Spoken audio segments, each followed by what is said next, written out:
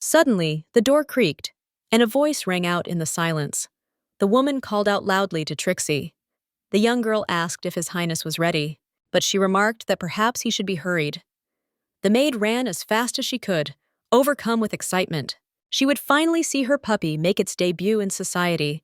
Her heart beat to the rhythm of the footsteps, which flew almost above the ground. The crown prince of the empire, his figure seemed to embody the very wildness. For the first time, she saw him on all fours. He seemed like a real beast, tamed only by his own will. And then he listened to her with a humility that was not expected from even the most devoted dog. However, in order not to disrupt the prince's debut, Trixie quickly burst into his chambers, loudly calling for Leon. He appeared before her, a slender blonde man in a snow-white suit with delicate gold embroidery. He said her name, and the girl involuntarily opened her mouth in surprise.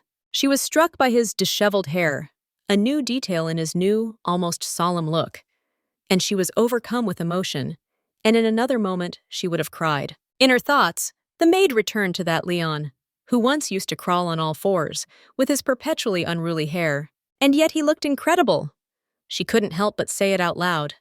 The guy couldn't believe it. Leon was embarrassed in his festive attire, but Trixie reassured him, saying that in time he would get used to such clothes. Her memory flashed back to her first encounter with a wild boy who moved like an animal. And then a completely different man stood before her, an adult worthy of his role. With a slight sadness, the girl whispered that she could give him nothing more. And on that special day, she held back with all her strength so as not to burst into tears. Trixie reached out to him, gently calling his name and asking him to give her a paw. Just like she had done in a childhood game, Leon responded by dropping to one knee, taking her hand and pressing it to his cheek. His smile was calm, and there was something new. Deeper in his gaze than before, he seemed to have just realized how nice it was to be like everyone else. Upright, confident, not hiding behind instincts. And at that moment, the maid understood. Then she could hold his hand, walk beside him, hug him, without fear of condemnation, distance, or prohibitions. The young man looked at her as if he belonged to her now. But the word confused Trixie. She didn't know what belong meant, because he wasn't her dog, or someone she could call her property. She was puzzled by the quiet devotion that shone through his every move. But everything became clear when Leon made it clear, without a shadow of hesitation. From then on, she didn't have to do anything for him, because he would do everything for her. In her gaze, he saw not just a face, but an entire universe. A unique and inimitable being around whom his entire life inevitably revolved. And when the boy's lips touched her hand, Trixie realized that the wild and docile one she had known would never return. On that special day, he dissolved into a new image, without betraying himself, but irrevocably saying goodbye to his childish essence. The woman chased after the dog, named Dachshund, trying to stop it, begging it with gestures and voice to come back. The situation was becoming dangerous. However, the animal didn't care. It ran as fast as it could, focused and stubborn, as if something was calling it forward. The owner did not give up, desperately trying to calm her pet down, hoping that she would remember obedience and stop. The light at the intersection turned red, and it was at that moment that she managed to grab the leash. She held on tightly, trying to take control of the situation, but in an instant, everything was cut short. The woman didn't notice the car.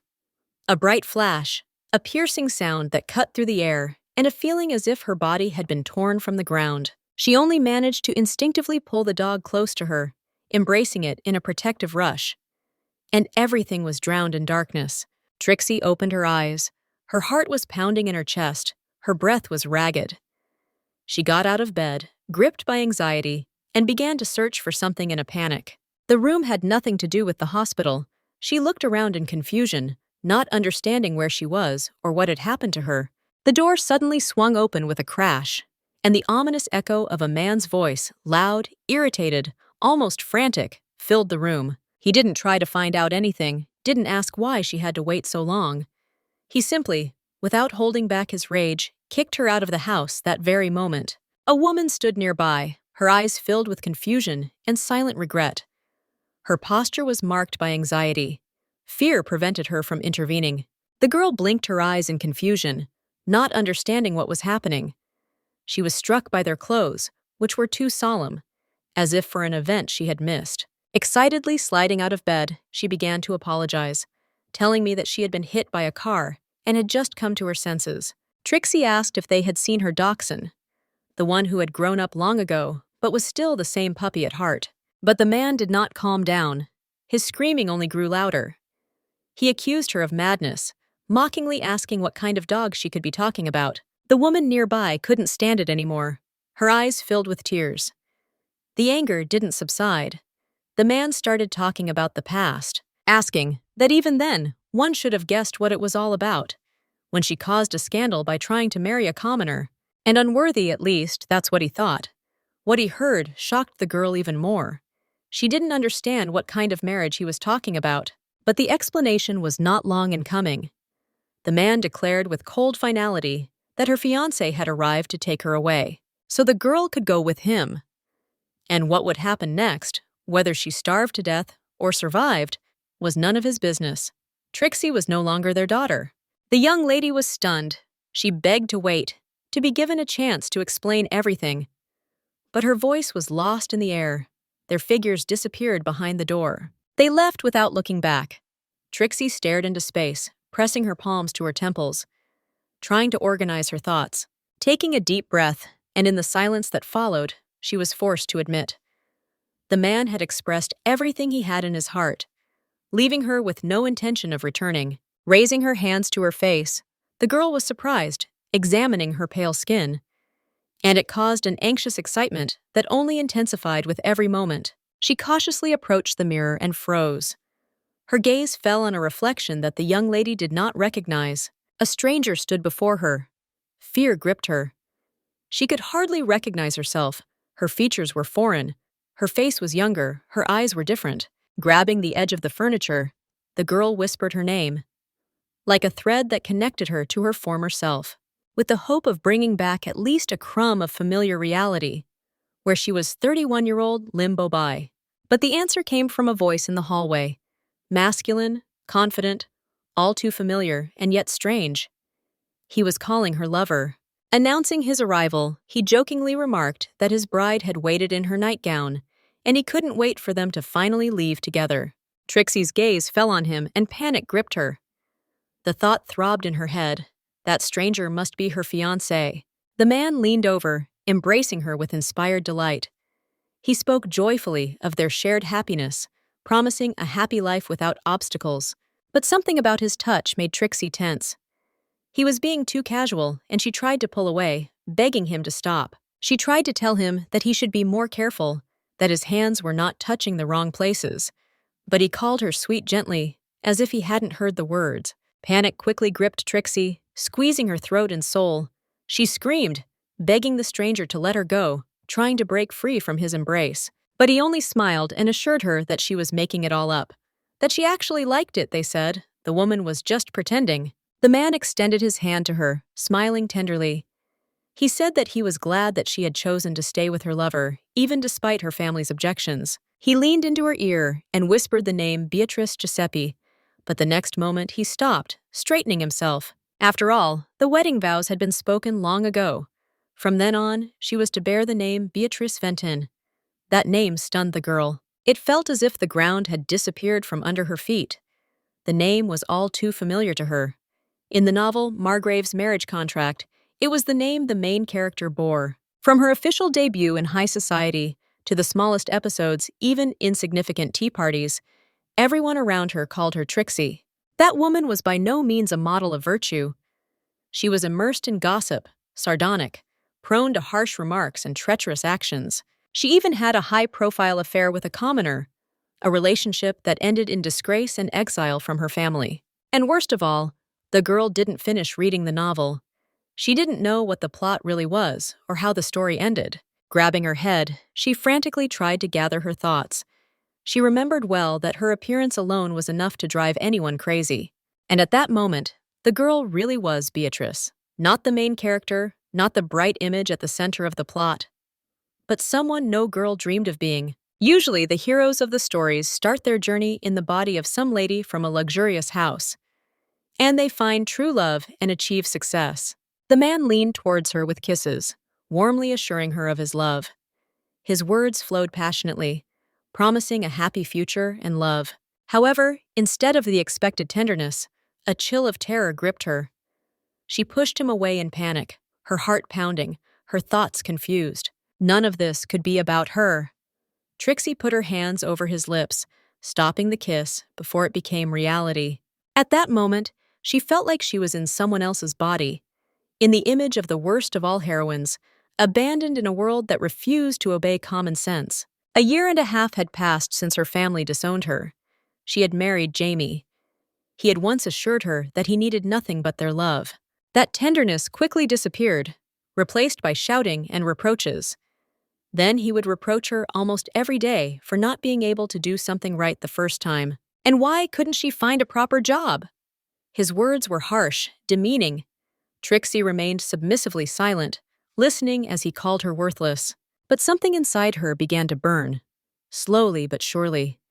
She swore to herself that as soon as she had enough money, she would blow up that house and disappear forever. That sweet, gentle man confessed his love and swore that he didn't need gifts or luxury. But everything changed in an instant. The girl was lying on the floor at his feet from the blow. He indignantly declared that he had not received any wedding gift from her. And although the girl knew after her family disowned her, she didn't have a penny, her husband didn't want to listen to that. That scumbag only married her because of her family's wealth. When it was discovered that Trixie had been kicked out penniless, he dropped his mask in an instant. Jamie's attitude had changed beyond recognition. There was no trace of his former tenderness left, only cold contempt. In desperation, she tried to return to Giuseppe's estate, hoping for forgiveness. But each time she heard a phrase that was icy in its cruelty, returning was considered impertinent. And every time the girl tried to approach her father, she received a blank, distant look in return. The situation was further complicated by the world she found herself in. Conservative to the point of absurdity, where divorce simply did not exist. Over time, it became clear that in that world, betrayal had long become commonplace. People started affairs when their partner bored them. One evening, Trixie heard Jamie say something that struck her like a thunderbolt. He declared, with indifference, that she would be quite suitable in place of his precious Joan. He had heard that a maid was needed. That kind of work, they said, would suit her. If the girl couldn't entertain him, she should at least make a profit. Then there would be a reason to keep her around. Trixie went cold. Joan, that barmaid at the pub with whom Jamie had been disappearing too often lately. Previously, he had categorically forbidden her to work, afraid that the girl would run away with the money. And then suddenly, such unexpected generosity. His tone became even more indifferent. He asked if she had heard anything about the foot of Mount Meadow, a gloomy place that claimed the lives of several brave souls every year. That's where the husband was going to send his wife, because Joan was too valuable for such a dangerous task. He muttered to himself in passing, all she was required to do was go there and not return alive. Something snapped inside her. Anger boiled in every cell. That animal didn't even try to hide its true intentions. He added that they were offering 10 gold pieces for anyone who returned from there alive. Apparently, that was a pretty good deal. But then she finally decided the silence was over. There was too much disdain. She had endured too long. It wouldn't happen again. Trixie froze, thinking about 10 gold pieces. In that world, 1 gold piece was worth 100 shillings, and 10 was a fortune. With that amount of money, she could escape from there forever. Go anywhere where Jamie and the humiliating existence he would be with would be gone. The girl knew she could handle the maid job without any problems. And maybe this would finally be her chance to leave that dirty, rotten trap behind. The day of departure arrived. A luxurious carriage, accompanied by an armed knight, rolled up to Trixie's house. She sat inside, looking around in confusion. The interior of the carriage was impressive, with expensive upholstery, shiny metal trim. Everything breathed of elegance and wealth. The girl had never seen such luxury. She was being transported as if she were a noble lady, not a maid. That aroused suspicion. She was sure that she would be sent away in something simple. Looking out the window, she timidly turned to the knight, apologizing and asking if they were really heading to the foot of Mount Meadow. He replied sharply, with obvious irritation. He said, "How could they be heading anywhere else?" His gaze was gloomy and threatening, and Trixie immediately lowered her eyes. She didn't ask any more questions. She just curled up in a corner and decided to wait in silence. A disturbing thought flashed through her mind.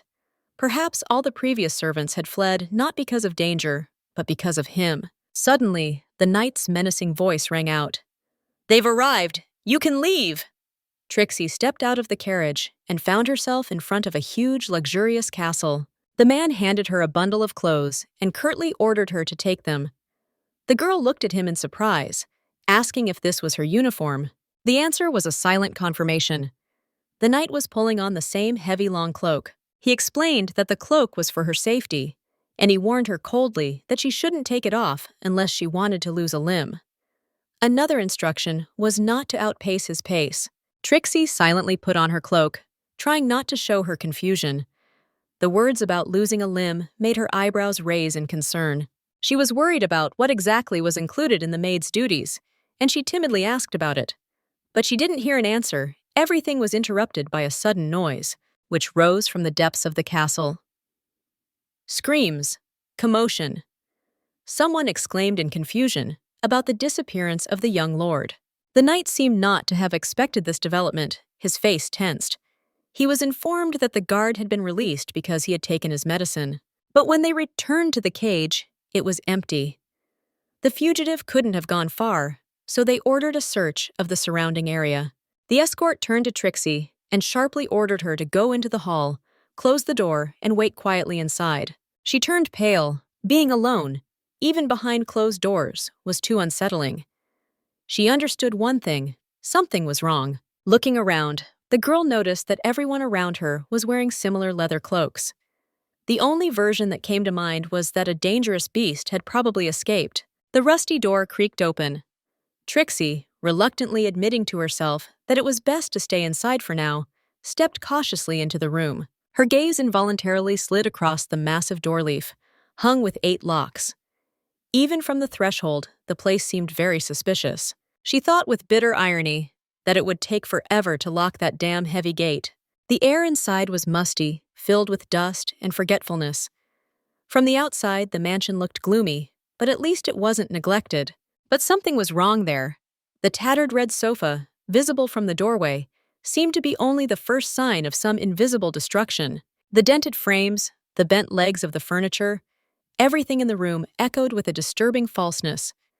Trixie didn't know yet that she was being watched. She muttered aloud, as if justifying her guesses, that perhaps a forest beast was really being kept there. That house wasn't just wild. There was something doomed about it. It seemed wise to sit down and wait a while, but as soon as she did, a growl came from the darkness. Trixie listened, frozen. No, it wasn't a dream. She really heard the beast. Suddenly, a man suddenly rushed at her from the darkness. The girl screamed. He was very close. His eyes burned with the wild, inexplicable aggression, a mixture of surprise and anxiety.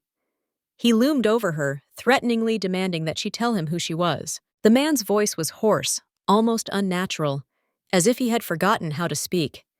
He grabbed her arm roughly, making Trixie freeze in shock. Before her stood not just a man, but a beast, predatory, dangerous, and trapped. The growl that rang out was his. He kept asking questions about who she was.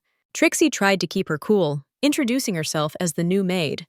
But he, not understanding, roared, showing his gleaming teeth. And the girl begged him to calm down and not attack. Feeling trapped, because behind her back, a heavy door had closed behind 7 locks. She tried to contain her panic. She hoped someone would hear her if she pounded on the door. She decided to count to 3 and rush for the exit. But as soon as she mentally said 3, the man suddenly froze. He dropped to his knees and fell asleep, as if he had exhausted all his strength. Trixie didn't understand what had happened, but she sensed that this was her chance. She rushed to the door, but there was a groan behind her. Turning around, she saw him open his eyes and mumble something incomprehensible. She apologized anxiously for her abruptness and wondered if he was hurt. Suddenly, the madman stood up abruptly and growled again. The sound was familiar. The image of her dog, Dachshund, also growling to attract attention, came to life in her memory, and she remembered their walks, photo shoots, moments when she repeated to herself that it wasn't the first time. Then his frightened look and growl reminded her of her favorite. a faithful companion who always remained by her side, even when the whole world was against her. It became impossible to retreat. The girl's gaze gently slid over him. He crawled towards her on all fours, and that moment came back to his memory. When the dog was scared at first and then calmed down after feeling the warmth of her outstretched hand, Trixie decided to try. She reached out her hand cautiously, and he growled. But the more she imagined him as a frightened dog and not a savage, the less of a threat he became. When the roaring became louder again, she sternly ordered him to stop. She called the savage a bad boy, forbade him from roaring and attacking. Suddenly, he became quieter, less threatening, as if her words had power. Sitting down next to him, she leaned closer, gently assuring him that she was no danger. She reached out her hand again and quietly invited him to smell her. He cautiously raised his nose, then turned away and fell silent. The young lady began to gently stroke his face, quietly repeating that he was a good boy and everything was fine. She assured him that she wouldn't hurt him and held him close, trying to calm him down. It seemed that the boy was afraid of being left alone. In response, he hummed softly and, closing his eyes, fell asleep on her lap. She was glad that she could handle him like an older sister. Suddenly, there were clicking sounds. The door slowly opened, and men entered the room. They ordered to call for help and to continue the search. The girl sighed with relief. They turned back. The knight grabbed her hand and asked her, alarmed and dissatisfied, what she had done. The lady indignantly asked the knight to speak in a whisper. The baby was sleeping, and any sharp sound could scare him. Raising your voice in the presence of the boy was too risky, so the man suggested continuing the conversation outside. In the courtyard, the knight, without taking his heavy gaze off her, began questioning her. Who was she, and what organization had sent her to them? Trixie was confused. She was just a maid. But suspicion flashed in his eyes. He assumed that the girl was a spy, an operative, maybe even a murderer. But as his gaze slid over her confused face, a doubtful thought flashed through his mind. She seemed too cute to be playing the role of a murderer. Outraged, the girl couldn't stand it. The knight managed to call her a spy, then a murderer. He showered her with accusations, the meaning of which she couldn't even fathom. Trixie didn't even understand who the little dog was, the man she saw. But he didn't stop. He grabbed her by the shoulders and squeezed her tightly. And with tension in his voice, he demanded an answer whether the Grand Duke had sent the lady. For if so, then according to the laws of the Empire, she was to be immediately executed. The lady broke free, shouting to make him think for a moment, exclaiming that the real killer would have completed the task and disappeared long ago.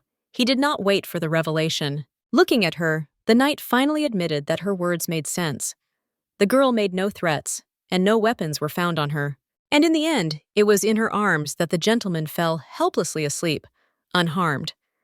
Trixie responded by exclaiming indignantly that she had almost been hurt herself. She noticed that the boy was exhausted even before the meeting. The knight nodded. Perhaps the medicine had taken effect, although his look of alertness did not lose. He suggested that perhaps the lady had really managed to calm Mr. Leon down.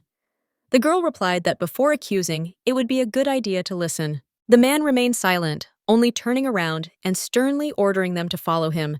He said they would continue the conversation in his office.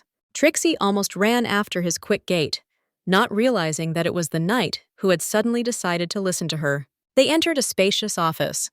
It was laconic, with massive cabinets and a large white desk piled high with papers. The knight gestured for Trixie to sit opposite him. They stood facing each other, formal and wary. Placing his palm on the documents, he made it clear without hesitation that time was running out, so they should move on to the contract immediately. His gaze slid over the girl from under her forehead. Heavy, unkind. The man warned that Trixie's biography would be checked carefully, and if something suspicious suddenly happened, they would act according to the terms of the agreement. She had to be clear about that. Then he ordered silence. Everything the girl saw or heard in that house was to remain with her. Any disclosure, even unintentional, would mean punishment. And not only she, but also her family for 3 generations would suffer. Trixie timidly clarified that it was the same young gentleman she had seen at the estate. The man nodded. Yes, that was him. But she couldn't understand why he was behaving like a wild animal, and everyone around him simply called him Sir, avoiding his name or title. She would have liked to know who she would be serving, but the knight only coldly replied that she would only receive all the details after signing the contract. The only thing he could tell at the moment was that the girl must have noticed his aggressiveness. That was why the other servants lived in an annex, away from him, but not her. The young lady has been appointed as a personal maid, and she will have to live with the young gentleman in the main wing. Trixie, though not losing her sanity, was genuinely shocked. She had never expected such a generous payment. She was told that the daily rate could significantly exceed 10 gold pieces, and bonuses would also be awarded for diligence and dedication to the service. The knight explained that the size of the reward would depend on her decisions and length of service. He also promised her a private room, even though she was only a maid. She imagined a life with a generous daily wage and bonuses. She had plenty of experience, having raised dachshund for 10 years. Maybe she could manage then too. The man responded calmly to her indecision. She would get as much as she deserved, provided she could endure it. However, the offer was too generous to not alarm her. She raised her eyebrows in disbelief, assuming that she would be packed into a carriage and sold as a slave. But the man didn't even move, just shook his head. Such an assumption seemed completely absurd to him. He noticed that the appearance of the maid, who managed to establish contact with Mr. and could have a beneficial effect on Leon's emotional state. The gold coins flashed before her inner gaze again. She had almost no choice in her situation. Gathering her strength, she took a deep breath. And with all the determination in her voice, she said that she would do everything possible for her employer. And, of course, for the sake of the promised 10 gold pieces. The man liked the lady's decisive mood. He immediately handed her a document, a contract, which she was supposed to take. But Trixie did not understand what kind of paper it was. The knight explained that the contract stipulated that her family would be paid 1,000 gold pieces if she died at the hands of the lord. Compensation could be received by her husband if she was married. Outraged, the girl sharply rejected the idea that such a sum could be given to a worthless man who belonged in the deepest pit of hell. She insisted that this contract be burned immediately in front of her. The knight only asked if there was anyone else she would like to bequeath the money to. She thought returning to Dachshund was impossible. There was only one way out: divorce Jamie or have her own home. The man approved the choice and promised. If the lady faithfully performed her duties for a year, she would be given her own house in the capital. Impressed, the girl asked if this was possible, even with the high cost of the house. He replied that she would first rent it out, and full ownership, after 3 years of service. Those 3 years, she imagined to herself, would be the happiest of her life. Trixie happily agreed and began to sign the contract. Taking the pen, she dreamily thought that signing it would open up a bright future for her in a few years. When she read the knight's name, Adler Wickingham, she was surprised. He allowed her to call himself simply Adler. That man turned out to be one of the most important secondary characters in the novel, and the strongest knight in the Atarta Empire. As the emperor's most loyal right hand, Adler was called to serve only one prince of the empire. But suddenly Trixie understood, although the knight served exclusively to the imperial family. At that time, his loyalty belonged to the young lord, and that meant he served Leon Atart, the only prince of the empire, who, as she remembered from the novel The Marriage Contract of Mark Grave, had an unbalanced psyche. The emperor tried to hide his son's existence, so Leon was almost never mentioned. But he was one of the reasons for the decline of the empire. After the birth of the prince, the empress died unexpectedly. The emperor, having no intention of marrying, left the boy as the only legitimate heir to the throne. But later doubts began to spread among the subjects. They turned to Grand Duke Evans, recognizing his right to the throne. The duke only smiled slightly and confirmed that the throne belonged to him, a descendant of the imperial dynasty. He repeatedly tried to eliminate Leon.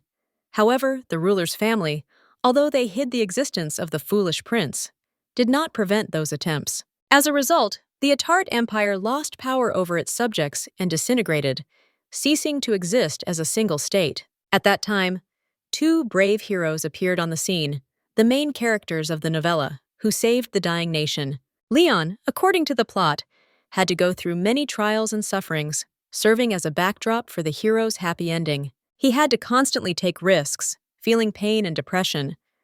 The work called him unreasonable, but his wild nature was not mentioned. However, it is possible that someone could have died in the midst of those trials. The imperial family would soon face a bloody struggle for power. Before the case even began, Trixie placed the sheet of paper on the table. She took a deep breath and admitted that after thinking about it, she was not confident in her abilities and was ready to leave. Smiling, hiding her trembling hands behind her back, she asked for directions to the main gate, so that she could leave that cursed place as quickly as possible. The lady explained that she was not confident in her abilities and decided to leave. The man raised an eyebrow in surprise. The change of decision was too sudden. That girl just shrugged her shoulders, explaining that people's hearts are capricious. They have the ability to change. Smiling, Adler remembered how she had held the sleeping young gentleman in her arms. No matter how suspicious it seemed at first glance, still, she managed to do what no one else could. Keeping her even for one night could be a chance to convince him to stay forever, so he didn't object and seemed to understand everything. That surprised the girl. She hadn't expected to be let go so easily. Relief came unexpectedly. Trixie timidly asked how to get to the gate, but the knight warned of the danger at night and suggested they stay until morning. She was surprised, but did not object. The idea seemed quite reasonable to her, and the man, watching her, thought it seemed that gold did matter to her. If she treated the lady luxuriously, she might change her mind. As she walked to the annex, she cautiously asked Adler a question. She knew it might sound inappropriate, but she dared to ask anyway. The seer listened to her attentively. The girl explained that, having spent the whole day at the estate, she should theoretically have received payment, meaning 10 gold pieces. Without pausing, Adler briefly confirmed that she would receive the money. Trixie felt relieved, meaning she would be paid in the morning. She was truly certain that she would receive what she had been promised. Her husband, however, mentally noted her desperate need for money. When they approached the building, he explained that it was an extension. The girl raised her eyebrows in surprise. It turned out to be quite large. Inside, they were greeted by smiling servants and maids, happily welcoming Sir Adler and inviting him into the apartment. He, in turn, informed her that the girl was a guest who would be staying for the night, and he asked to treat her with due respect. She agreed without objection. Later, taking a bath in a luxurious room, Trixie lay relaxed in the water, admiring the decoration. Everything around her was exquisite, expensive. She was pleasantly surprised by the unexpected care he showed even to guests who were staying for only one night. She fondly remembered how sincerely all her subordinates had received her, as if she were some noble lady. She felt a little embarrassed by such friendliness, but at the same time, it warmed her soul. After everything she had been through, simple human warmth seemed like a luxury. Her thoughts drifted away for a moment. If the girl had lived there permanently, she could have had a luxurious life with attentive servants, peace and comfort. But almost immediately, she rejected those dreams. To stay was to doom herself to death. Closing her eyes, she thought about the future, about what she would do once she left the estate. Leon's face flashed through her mind, then Dachshund's. Trixie tried not to let herself be deceived. It was a man, not a dog, and she couldn't afford to be weak again. Amidst all the temptations that surrounded her, the lady had to remain sober, strong. The next morning, as soon as Trixie opened her eyes, she found herself in a luxurious room. On a wide, soft bed, thoughts, like waves, slowly rolled in one after the other. Maybe she should have stayed at the estate for at least a year. There was still some time left before the main events began. The plot would begin with Layla's triumphant return to social circles after a 3-year absence. Her disappearance was the result of a bitter experience, a humiliating debut ruined by Trixie's cruel words. That humiliation still hurt like a fresh wound. The memory of the day she had been publicly ridiculed for trying on a dress burned from the inside. Those words pierced Layla like daggers. After the scandal, she disappeared, avoiding people and social gatherings. Then, a month after her disappearance, Trixie got married to that same horrible Jamie, betraying her own family. Her fall was swift and merciless. Society, unforgiving of betrayal and meanness, rejected her like a dirty toy. The girl smiled bitterly, thinking that everything had turned out almost like the gospel. Good had triumphed over evil. Only the evil in that story was herself. A 1.5 years had passed since the young lady had tied her life together with Jamie, A scoundrel who was hard to remember without disgust back then. The inevitable awaited ahead, Layla's return, her spectacular appearance and meeting with the main character from which the real course of events would begin. She had a year and a half left until then. Too short a period of time to fix anything else. Without getting out of bed, Trixie thought that maybe she should just wait a little longer, save up some money and get out of there for good. But there was one more thing that bothered me. The novel never mentioned what Leon's life was like on that estate. In other words, everything hidden between the lines could turn out to be much more terrifying than her imagination could have imagined. No one knew what had become of the shadowy, unnoticeable minor character. Her own unexplained past was a living hell. Turning onto her side, the girl felt a heavy tightness in her chest. At this rate, everything could end a second time, and she had no right to take any more risks. Quietly, almost soundlessly, she muttered an apology to Leon. When Trixie got up, the maids were waiting for her. They greeted her, wished her good morning, and asked if the room was comfortable. She politely assured me that everything was fine and thanked me sincerely. One of the assistants handed me a package of things, saying that everything the lady had requested was ready. The girl thanked him again. She was also informed that the carriage had been delivered. As soon as it was ready, she could leave. Grabbing her old, tattered dress, Trixie sighed deeply. It was time to return to the life she had so desperately wanted to escape from. Having dressed, the miss went out into the yard and announced her readiness, but there was not a soul around. Looking around, she did not notice any sign of life, but after walking a little further, she suddenly heard a sharp crack, like the sound of a whip. A sound that caused her alarm. Memories took her back to her first meeting with Dachshund, and she instantly rushed in that direction, feeling as if someone was beating him. Running closer, the girl shouted loudly, demanding that it stop, because the sound cut her hearing sharply, like a whip. And suddenly, a terrifyingly cruel picture opened before her, shocking her. She saw Leon. A man in a leather cloak and a whip stood opposite the boy. Approaching, Trixie gave a sharp cry of apology, and she asked if he realized what he was doing, ordering him to immediately put away the whip. But he responded with indignation, asking him not to speak so loudly, so that the lady wouldn't misunderstand him. They said they were just playing with Leon. The girl couldn't understand how such mockery could be called a game. The man explained that the goal was to exhaust the master, otherwise he wouldn't be able to sleep at night. But Trixie couldn't believe it, that the very methods that were supposed to control him only increased his irritation. She herself had been a bully, so she felt disgusted by such actions. Everything fell into place. Leon was constantly agitated and frightened, living in fear and anxiety, without any support. With tenderness in her voice, the girl said Leon's name. Looking at him, she realized that it was impossible to escape then, seeing him in such a state. Her heart beat faster, and she rushed towards him. She shouted loudly at the man, ordering him to stop immediately, but he just kept hitting the ground with his whip, insisting that he wasn't hitting Leon, that they were just playing. If they stopped, the guy would try to attack her. So until the young gentleman is exhausted, he will not stop hitting. Leon constantly growled, tensing up under the blows. Looking at him, Trixie assured him that such actions would only irritate him more, and again asked him to stop immediately, explaining that loud and repetitive noises make a puppy feel restless. The man didn't understand what loud meant. Puppy. She repeated her words, emphasizing that the loud and repetitive noise irritated the puppy. Lady spoke of the sharp crack of the whip on the ground. Carefully taking his sleeve, Trixie asked him to trust her and put down the whip. But he refused, considering it too dangerous. While they were arguing, Leon seized the moment and charged at Trixie. Grabbing her by the shoulders, he threw her to the ground.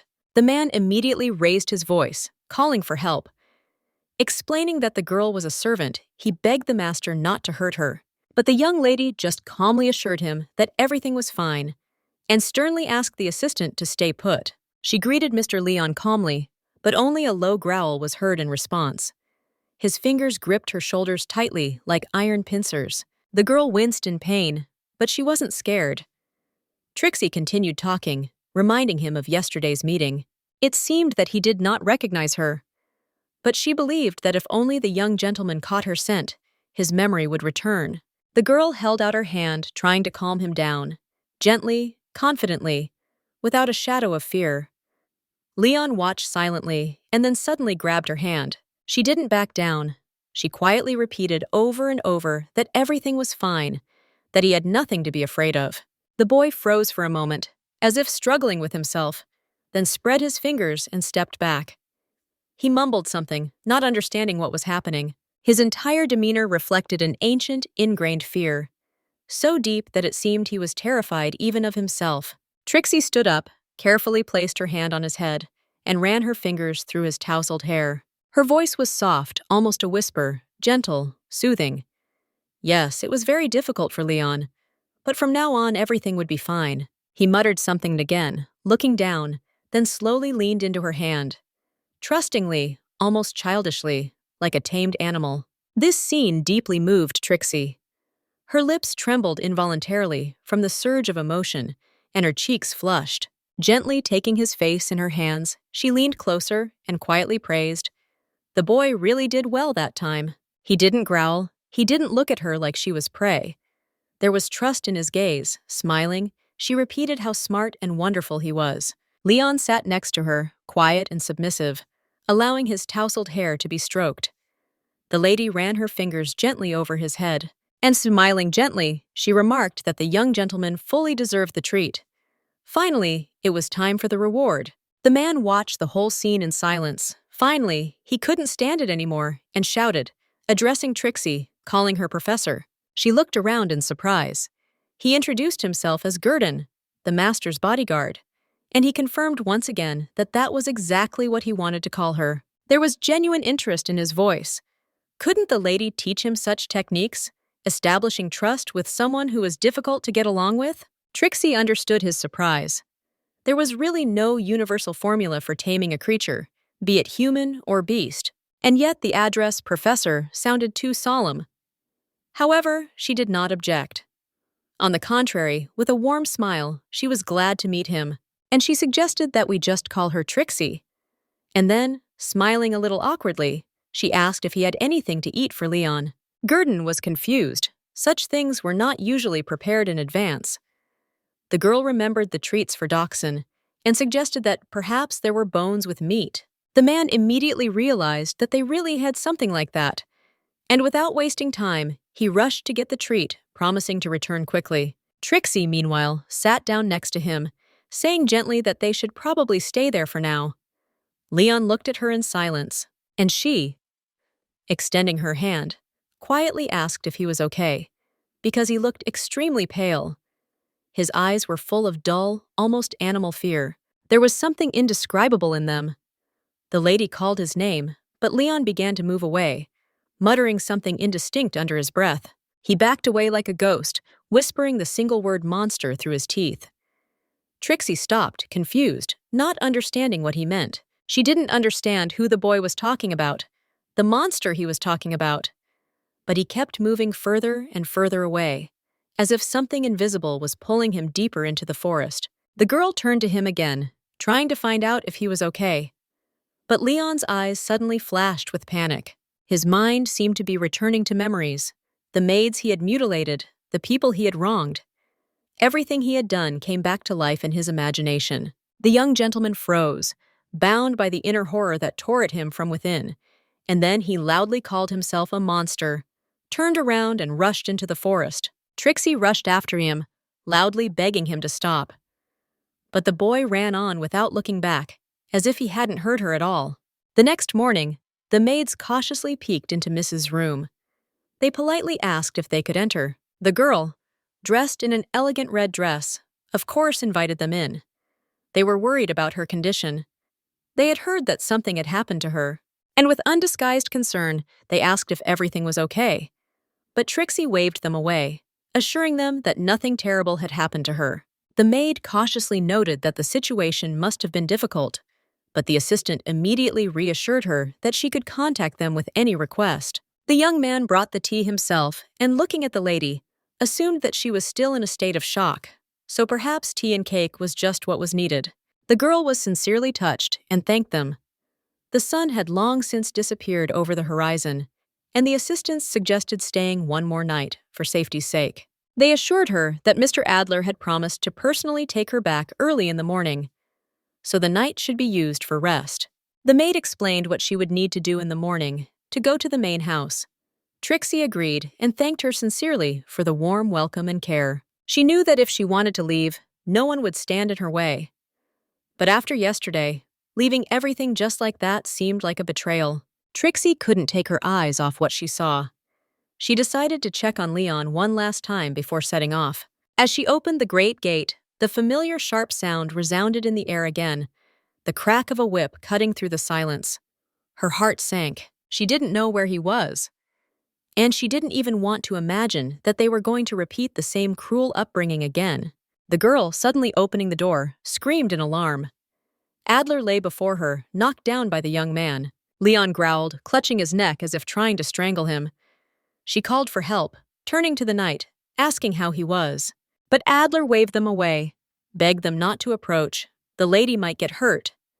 He loudly ordered Gurdon to hurry. He was busy preparing something, and Leon, holding the man by the throat, was screaming furiously, demanding death.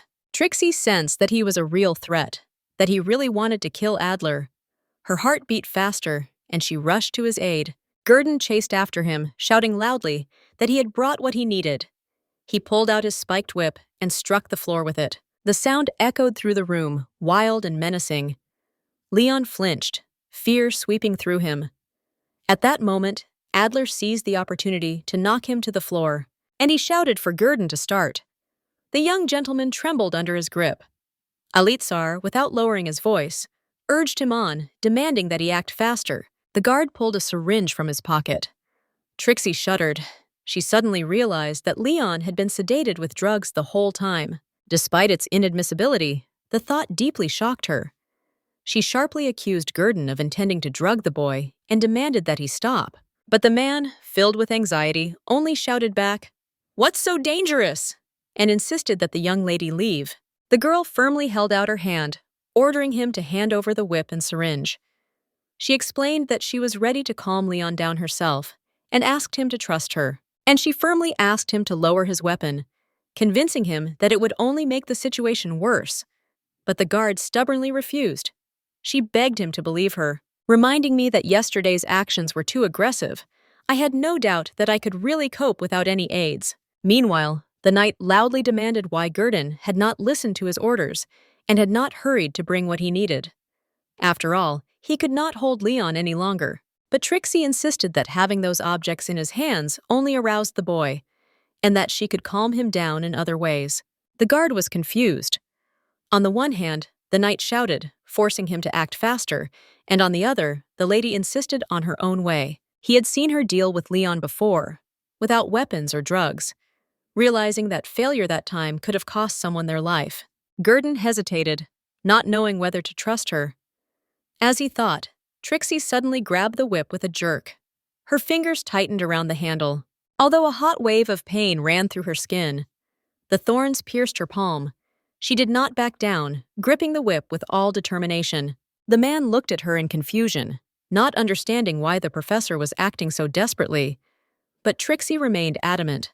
There was determination burning in her gaze, strength trembling in her palms, that she wouldn't back down, and wouldn't let go until he trusted her.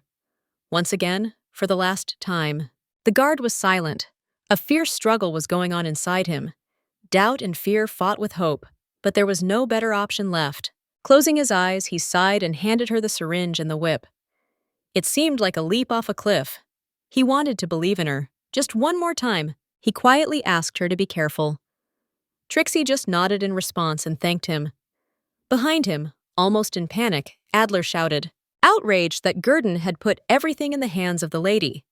His voice sounded like the sound of a gong. Anxiety that hung in the air about how to deal with Mr. Leon. The guard shook his head, mumbled an apology guiltily, and wondered if what he had seen yesterday had been just a happy coincidence. At that moment, everything could have ended differently. He asked fate for only one thing, so that his faith would not be in vain. Trixie approached slowly. Her voice was soft, careful. She asked Leon to look at her, assuring him that all this must be unpleasant for him.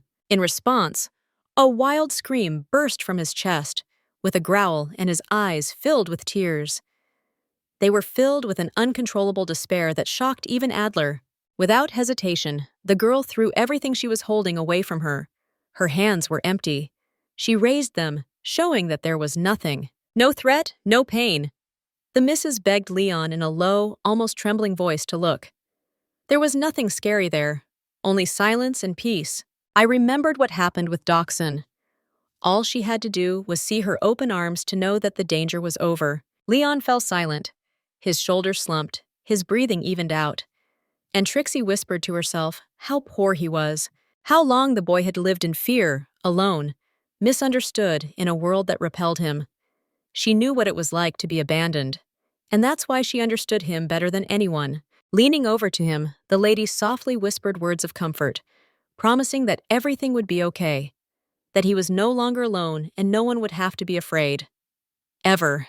In response, Leon pushed the knight away, clutching her wounded arm with all his might. The man screamed, calling for Gurdon. Adler shouted, demanding that the syringe be brought immediately, but Trixie did not back down. With her other hand, she gently but firmly pressed his hand, not letting him slip from the embrace of anxiety. Her voice flowed softly, soothingly, like a gentle lullaby. She leaned over him, whispering words of support. She praised him like a child, promising that everything would be fine from then on, that he was not alone.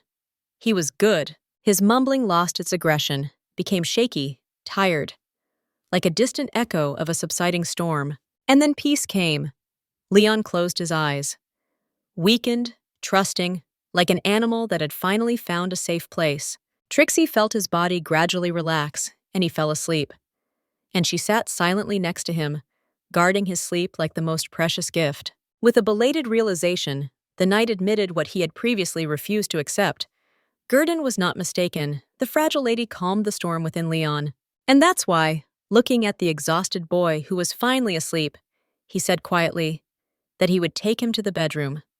And as for Trixie herself, he would review the contract. Adler asked her to stay and wait, his voice firm, uncompromising. She didn't understand what was happening, but she obeyed the order. Soon they were sitting again in the familiar living room, spacious and bathed in the golden sun, on opposite sides of a large white table. The knight addressed her formally, Lady Beatrice Giuseppe. She lowered her gaze and gently corrected him, simply Trixie. He nodded and a little more softly suggested that she tell him anything she wanted. The astonished Mrs. remained silent, hiding her hands in the folds of her dress, not knowing where to begin. But Adler didn't press him. He just desperately asked to be given a chance to explain everything, and only then decide whether to stay. He said that Leon was sent there as a child, only 13. 5 years had passed since then. Every year it became more and more difficult to keep him. At first they tried force, but later it became not enough. They started using weapons and tranquilizers. Adler admitted bitterly that they had to resort to tranquilizers because of his nightmares. And the whip that Leon feared so much, wasn't just a means of control.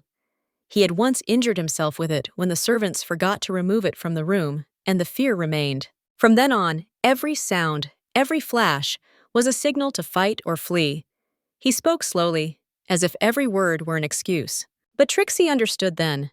Everything that had been a means of control and a necessary measure for them had become a source of constant fear for the boy. The lady remarked bitterly, if it was as he said, they had no right to raise their weapons against someone who was already living in constant terror. The knight sighed and replied that they had no other choice, and they were not at all proud of what they had to do.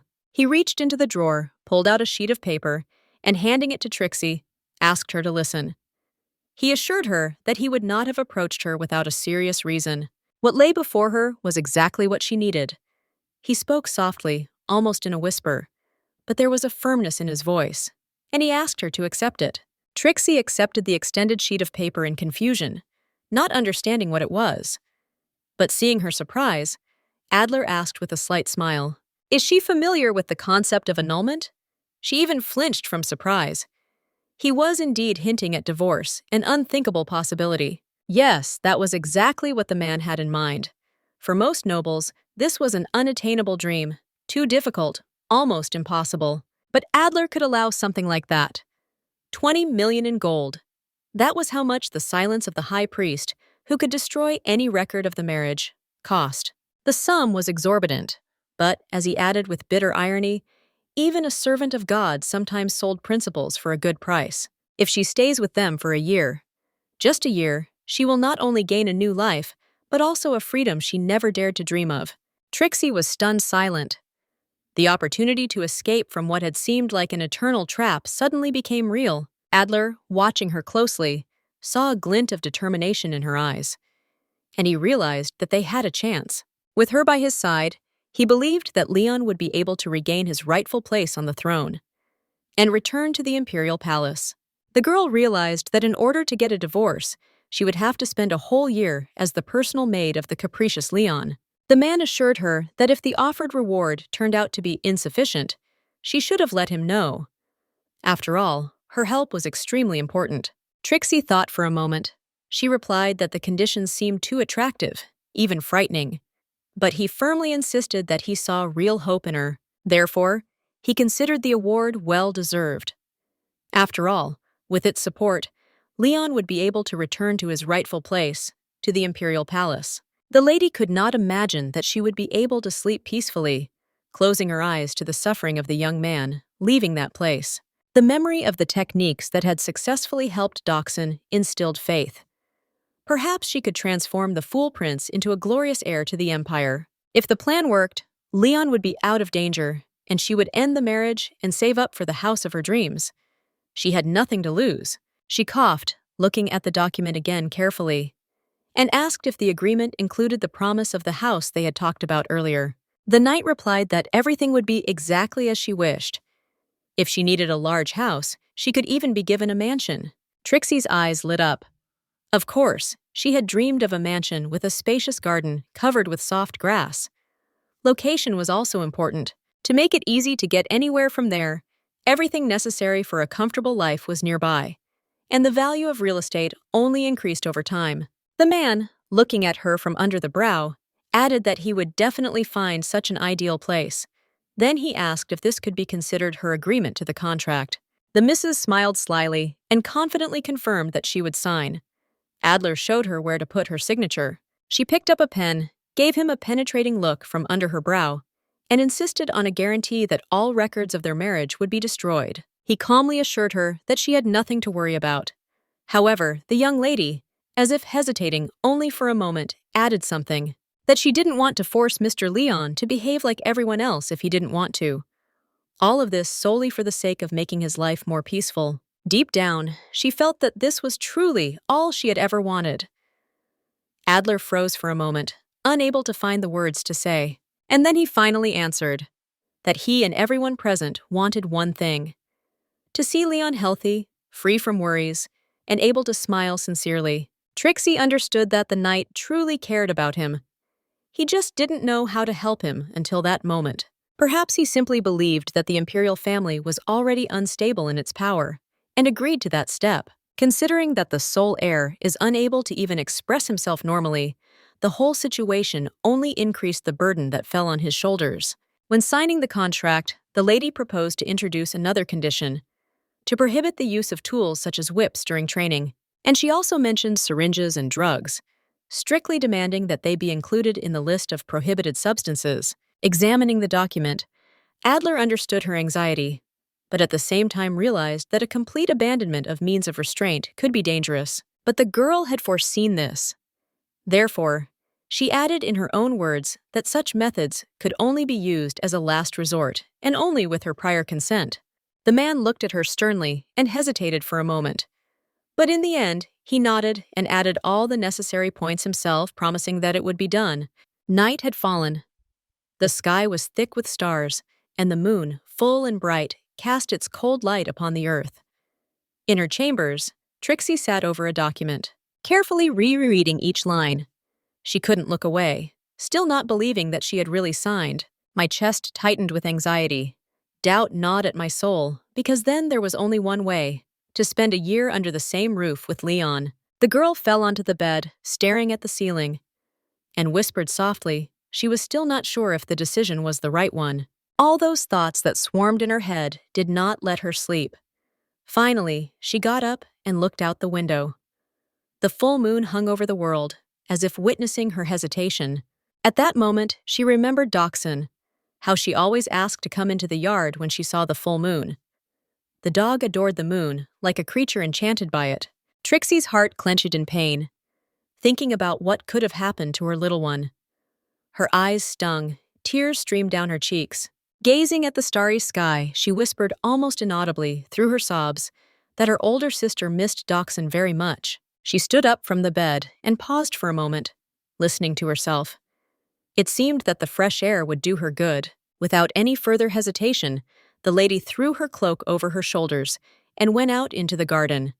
Darkness gently enveloped the garden path, and moonlight poured softly from the sky. She walked leisurely, gazing into the deep sky, feeling how her heart began to calm down with each breath of the night. The decision to go outside was a good one. A sudden howl pierced the silence, making Trixie flinch. She stopped, looking around, trying to pinpoint the source of the sound. Suddenly, an absurd idea flashed through her mind. It could be Leon.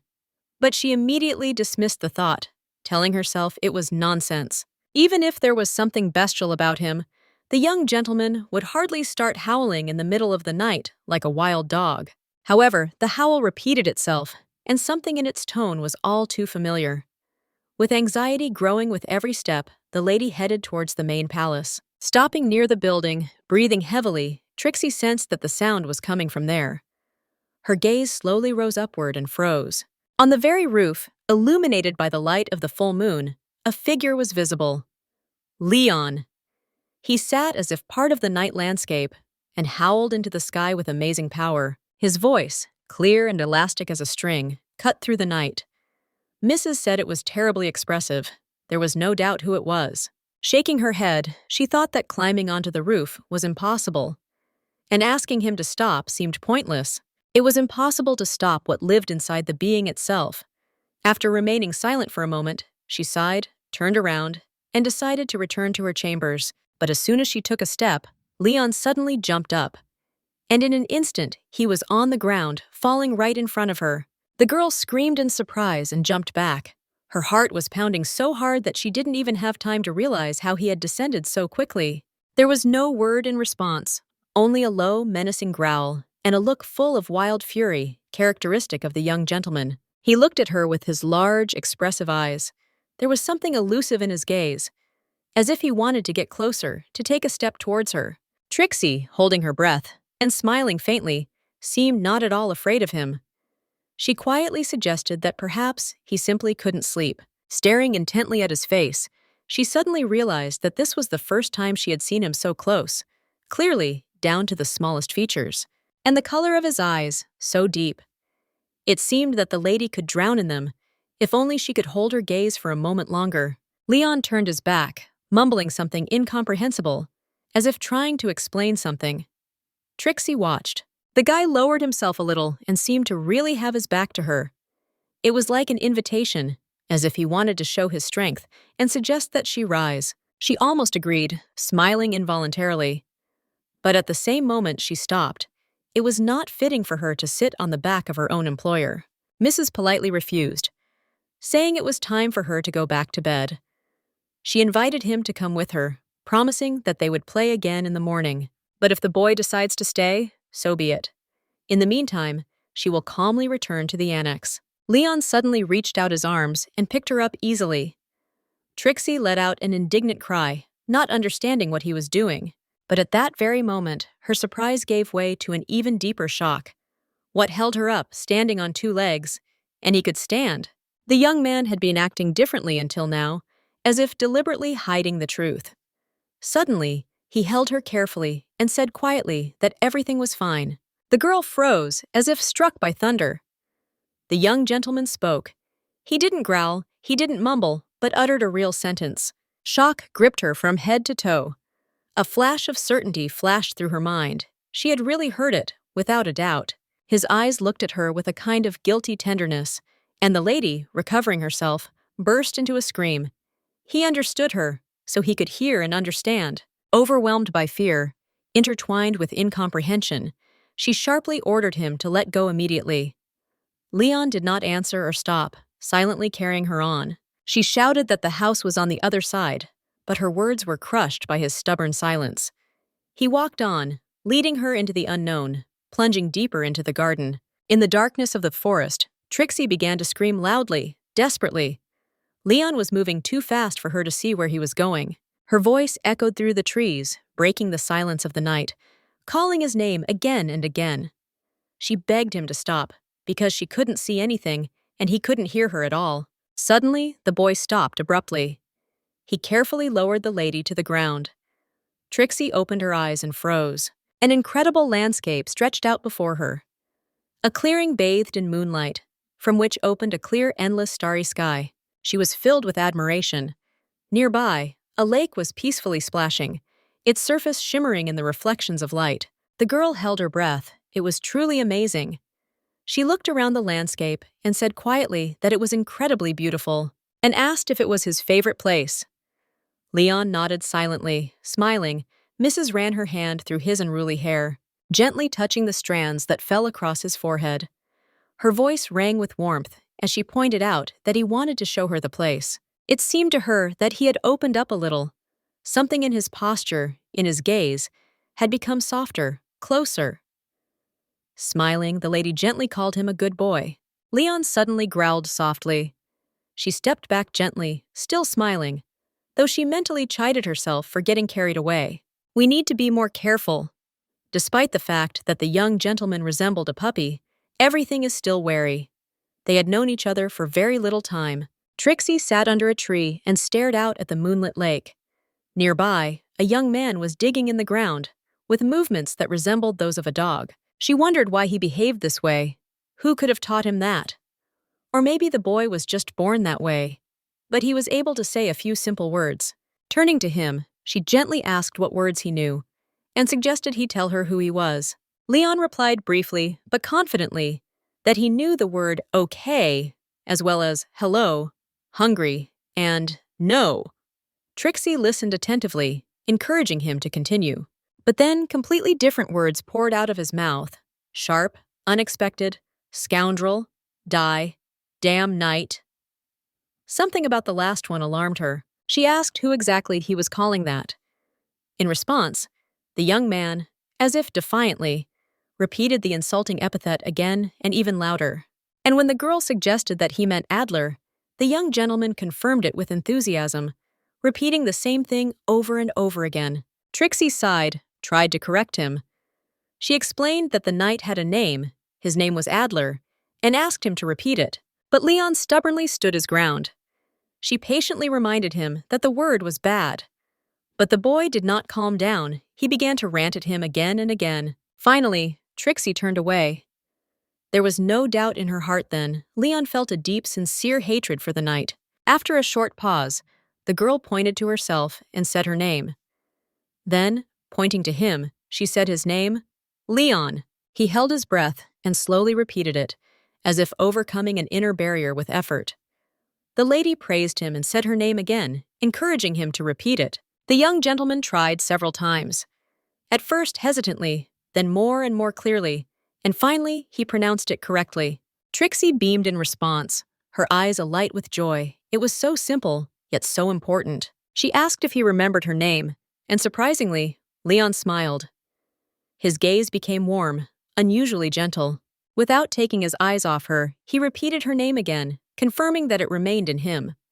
That moment was bright and peaceful. She was pleased and thanked him, suggesting that they continue studying as slowly as they were at that moment. But suddenly the young man froze, his gaze fixed, directed somewhere into the darkness. Tension appeared on his face, his eyes narrowed, and his body became like a string. Suddenly, he grabbed her in his arms and held her tightly. A low, menacing growl erupted from deep in his chest. Trixie, confused, tried to understand what had happened, calling out to him. But Leon only squeezed her tighter, hiding her in his arms. Then, breaking into a scream, he shouted, "Monster!" which pierced the night's silence with intense despair, a mixture of fear, anger, and defense. The novel made no mention of monsters near the foot of Mount Meadow. Everything there was supposed to be quiet, peaceful, like a paradise for herbivorous creatures, because the terrain was too harsh for humans, not monsters. but a sudden rustling in the bushes shattered that imaginary security. Trixie shuddered and, overcome with anxiety, clung to Leon, wrapping her arms around his slender waist. She quietly admitted that she had heard something too. In response, the boy placed his hand on her head, firmly but gently, and whispered that everything was fine. She felt as if she had been struck by lightning. He seemed to be trying to calm the lady down, just as she had comforted him a short while ago. But the bushes continued to rustle uneasily. The sounds grew louder, more intrusive, and fear slowly gripped her. Trixie screamed as the silence was broken again by another crunch of branches. Leon, looking around warily like a predator, scooped her up in his arms. His eyes stared into the darkness where the sound had come from. Trembling, she tried to gather her thoughts, but then she remembered again. There were no monsters in the novel. They simply did not exist in that place. The sound thundered again, loud and close. The lady was all dumb with fear, imagining that the unknown creature was near. And then, in an instant, something jumped out of the bushes. Trixie instinctively closed her eyes, curling into a trembling ball. The young gentleman growled loudly, menacingly, furiously. She felt something moving, something approaching, and her whole world narrowed to one, the moment before a collision with the unknown. Closing her eyes, the girl felt something unknown approaching rapidly. A body emerged from the bushes. She screamed in fear, calling for Leon. He growled low and threateningly, and suddenly everything was quiet. She cautiously opened one eye. In front of them sat a very small, defenseless rabbit. Its whole body was trembling, its ears were sticking up, its eyes were shining.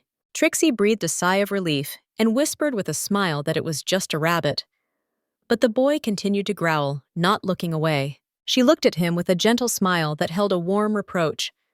At that moment, he seemed as frightened as she was. The lady confidently and reassuringly said that the rabbit was a herbivore and there was nothing to worry about. The baby, flapping its ears, quickly disappeared into the bushes. Leon seemed to finally relax. Looking at her, he asked quietly if she was okay. Trixie flopped down on the ground and laughed. Her laughter was soft and sincere. She jokingly remarked that they were both terrible cowards, just two fools. The word fools immediately triggered a reaction in the young gentleman. He memorized it with extraordinary speed. That girl sternly stopped him with a look and assured him that from that moment on, he would only speak good words worthy of being remembered.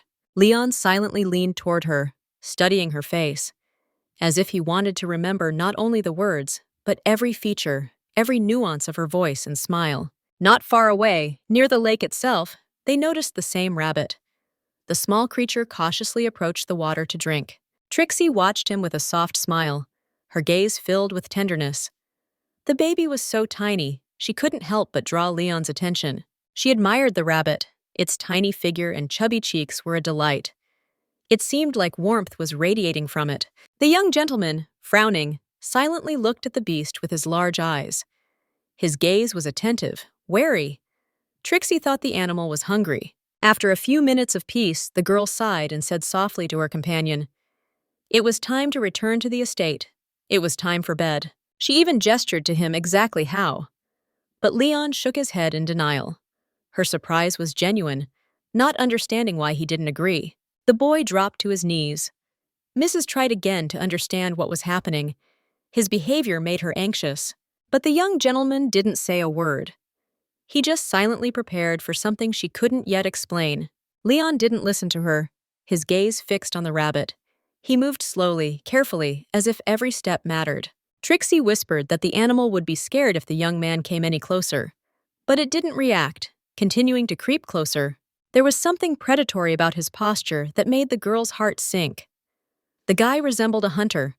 And suddenly, a swift lunge, aimed at his prey. Without hesitation, the lady rushed after him, begging him to stop. Leon shuddered in surprise, and the rabbit, confused, darted aside. The next moment, they both lost their balance and fell to the ground. Trixie on top, screaming in pain as her hands slammed into him. She stood up and rushed towards the gentleman, alarmed that he had fallen onto his bare skin. Her voice trembled as she asked if he was okay, if he was unharmed. Leaning closer, she began to examine his torso, touching one place then another, trying to understand where the fall had caused damage. and only then did she notice the bruises covering his body. They made her heart ache, because the lady didn't know where or when he had managed to get them. The boy mumbled something indistinct, and she flinched, wondering if it was laughter. Trixie looked up at him, trying to figure out what had happened. He must have been afraid of being tickled. His hands covered her breasts, preventing her from continuing her inspection. The girl smiled slyly, a spark of mischief flashing in her eyes. Calling him a little rascal! She started playing, touching her fingers to sensitive areas, as if deliberately teasing. Leon resisted, but she only laughed, remembering how she had once joked with little Dachshund in the same way. At the time, it had seemed cute to her. Suddenly, he sat up abruptly and spoke her name loudly. The voice, tense and commanding, made her heart slow down. Trixie froze, feeling a chill run down her spine. She wanted to joke some more, but suddenly realized that enough was enough. In front of her was her employer, after all. Raising her hands in embarrassment, the girl quickly apologized, promising not to do it again. Leon looked at her darkly, silently, with a heavy gaze that conveyed something more than simple irritation. Trixie, looking away, happened to notice the same rabbit. It was still sitting nearby, calmly eating grass, as if nothing had happened. She couldn't help but reproach him. It seemed like the young gentleman had just tried to eat that rabbit. Leon silently shook his head in denial, but the girl did not understand the meaning of his action. When the young man suddenly pointed his finger at the animal, she was confused and tried to grasp the meaning of the gesture. It was only a rabbit, and the lady could not figure out what was wrong with it. Her guesses were shattered by Leon's silence, for whom the explanation was too complicated. He said her name. She stared at him intently, not understanding what he meant. And then the two broken words merged into one sentence: Trixie the rabbit. The girl smiled in confusion, not understanding what the strange comparison was about. The boy looked at her silently, then pointed to the rabbit chewing grass. He said her name again, and guesses swirled in the girl's head, none of which seemed logical. Putting aside her doubts, she firmly stated that hunting was bad. She repeated the word bad several times, as if to imprint it in Leon's mind. He bowed his head, his gaze darkened, and he obediently repeated the word. Trixie reached out, touched him gently, and persuaded him to go back. The lady assured him that it was time to return. Leon looked at her in surprise, but a moment later, a smile appeared on his face. He extended his hand in return, allowing his hand to hide in her warm tenderness. And so they walked back, holding hands, amidst the silence of the night garden. Jamie was celebrating with a friend in a bustling pub. The table was littered with mugs and bottles, and he raised glass after glass, beaming with pleasure. His cheerfulness surprised the men at the neighboring tables. The reason turned out to be simple. He was glad to be rid of an old troublesome problem. That burden, as the man believed, was his own wife. Sweet-looking, but in his opinion, completely helpless and worthless. He didn't even hide his satisfaction at the thought. Jamie was sure Trixie was no longer his concern. Rumor had it she was long dead. One of the men cautiously noted that the rumors of the girl's death had not yet been confirmed. The other shrugged it off, saying that, even so, her days were definitely numbered. Jamie, meanwhile, was laughing so hard that the bar shook with his laughter. And he solemnly announced that everything that evening was at his expense. A roar of applause greeted his words, his friends calling him the soul of the company. The woman, playfully raising her glasses, smiled, and with a slight sneer, she said that thanks to him, the money in the pub would flow like a river that evening. Then she leaned towards Jamie. She gently ran her fingers over his face, whispering words that sounded like a sweet challenge, a promise to meet him later. The man blushed and almost melted under her gaze. Fire flared in his eyes. He was ready to belong to her completely. When Joanna kissed him on the cheek, quietly remarking that he was making her blush, his heart filled with haughty pride. The date was set. When the woman disappeared through the door, Jamie licked his lips and rubbed his chin defiantly. Then he dropped the phrase that he might soon marry again. His comrades laughed, but he only turned up the heat. That Joanna herself had hinted that she would agree to become his wife. The men joked about his character, but he just clenched his fists and grumbled about how much it had cost him to get rid of that talentless girl. Jamie slammed his fist down on the table with a loud thud, his face flushed with rage and drunken joy. In the end, he quit with a self-confident fervor. that all he needed was money to become the happiest man in the world. A stranger suddenly appeared in the pub. His sly smile and narrowed eyes betrayed a man carrying temptation. He put his hand on Jamie's shoulder like an old friend, and noted that he seemed very content with life lately. Then, leaning closer, he whispered, "About one place where you can play one game and immediately get 100 gold to start with." The amount made Jamie wary. At first, he was indignant. No decent establishment that allowed commoners to spend money was frivolous. Unless the place was run by some eccentric nobleman, it was hard to explain such generosity otherwise. The man just smiled. Slapping him on the shoulder, he assured him that even if he just took the money, nothing would happen. Rumor had it that the establishment was run by an incredibly wealthy count, and commoners were rare guests behind its doors. It was rumored that Anderson had bought the house with the winnings from there. Jamie snorted in disbelief. If that was true, the Earl was either a philanthropist or a madman. But there was a condition. The stranger raised his finger as if declaring a law. To gain access, you must beat the dealer in one game. Only one chance, a test of luck. Winning is not so easy. Not many have managed to cross the threshold. However, the 100 gold pieces warmed Jamie's imagination more and more. The stranger noted that he was not taking any risks. If the money ran out, he could always borrow more using the family name. Even a childless relative, even if dead, was still part of the family. The implication was obvious. Jamie agreed. A broad smile spread across his face. Rubbing his chin, he reflected that Trixie seemed to finally be of use. Then he glanced at Joanna, who was so proud and unapproachable that it only fueled his desire to prove his superiority. With the extra money, he could surround himself with even more beautiful young ladies, and the loan in Trixie's name didn't pose any problems. He stood up abruptly, his eyes flashing with excitement. The other man, noticing this, laughed slyly. The trap snapped shut, and Jamie was hooked. Trixie stood by the well one sunny morning, staring at the buckets of water, wondering if she could lift even one of them with one hand. Promising herself to try, the girl reached for the pen when Gurdon's desperate voice came from afar. He ran towards her, waving his arms, and the next moment he snatched the buckets from her hands. He indignantly reminded her that she had not yet recovered from her injuries, and he kept repeating that she was ordered to rest, wondering how the lady's wounds only deepened with each passing day. Trixie just sighed, admitting that he was right. It had all started a few days ago when she had tried to stop the hunt. When Leon tried to attack a rabbit and failed, he fell on it. Telling about it openly only meant that everyone would start to fear him even more. The girl added that she couldn't sit idle forever. After all, she was hired as a servant, and they don't pay well for idleness. Turning around, the lady said that she had to speak to Sir Adler. She could be fired for negligence, and she would not let such an opportunity pass her by. Finally, she apologized and left the water for Gurdon. He just agreed and looked at her, involuntarily smiling. Trixie knocked on the door of the knight's office and, hearing permission, went in. The man was sitting at his desk, bent over important papers. The girl, holding a broom in her hands, quietly apologized. It seemed to her that she was obligated to at least sweep the floor. Adler looked up at her, a look of obvious displeasure flashing through his eyes. He reminded her that he had made it clear that she was strictly forbidden to work until she was fully recovered. The lady lowered her eyes awkwardly and, gathering her courage, asked permission to at least study, and asked if there might be books about animals in his office.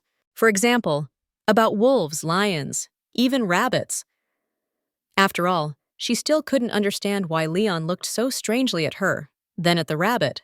Perhaps he found something in common between them. If the young lady wanted to understand him better, she would have to study more. If I had known that everything would turn out like this, I would have watched more nature documentaries in my past life. Adler clarified whether they were books about animals. The girl confirmed that she was interested in facts about the habits of animals, collections of observations. The man mentioned that they had a book with hunter's notes, not very detailed, but very useful. Trixie perked up and asked to borrow it.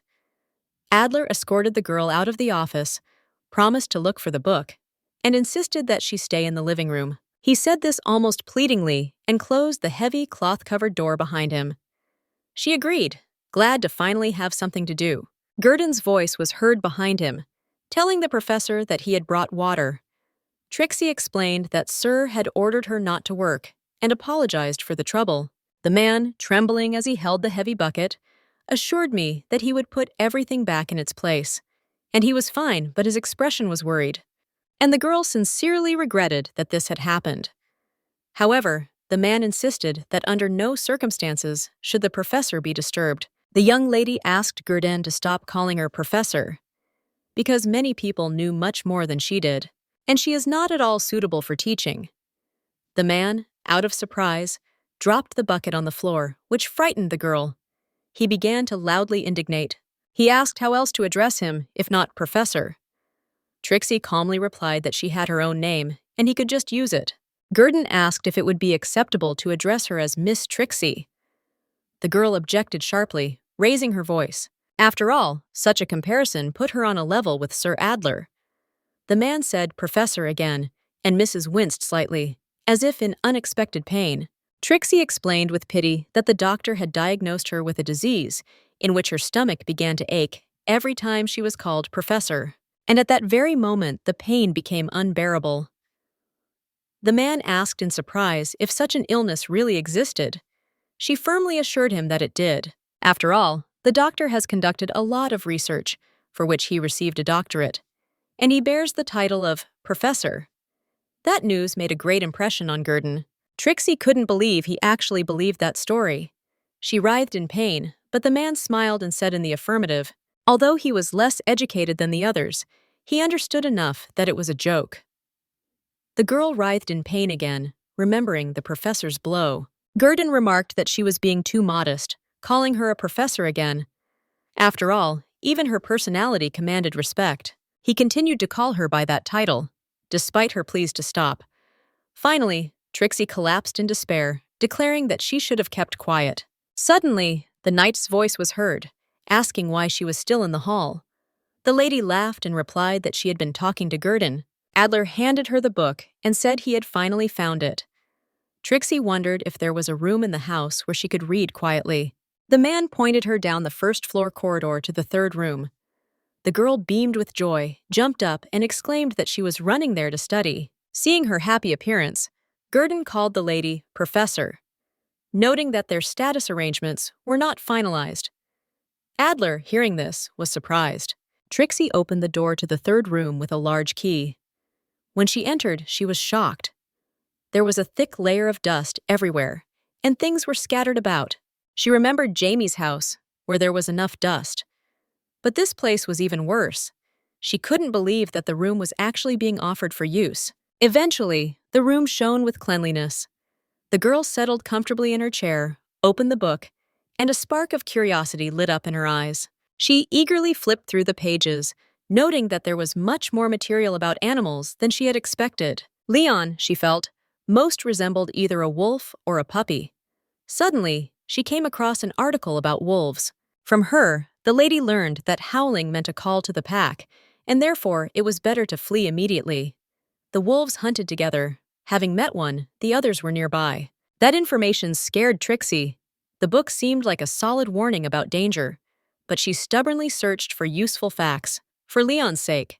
Soon she discovered an interesting detail. The male wolf, having obtained food, did not rush to eat it, but first shared it with the female. Wolves mate for life, and their packs resemble families. They are better at loyalty than humans. The conclusion insisted that if you encountered a wolf, you should immediately hide.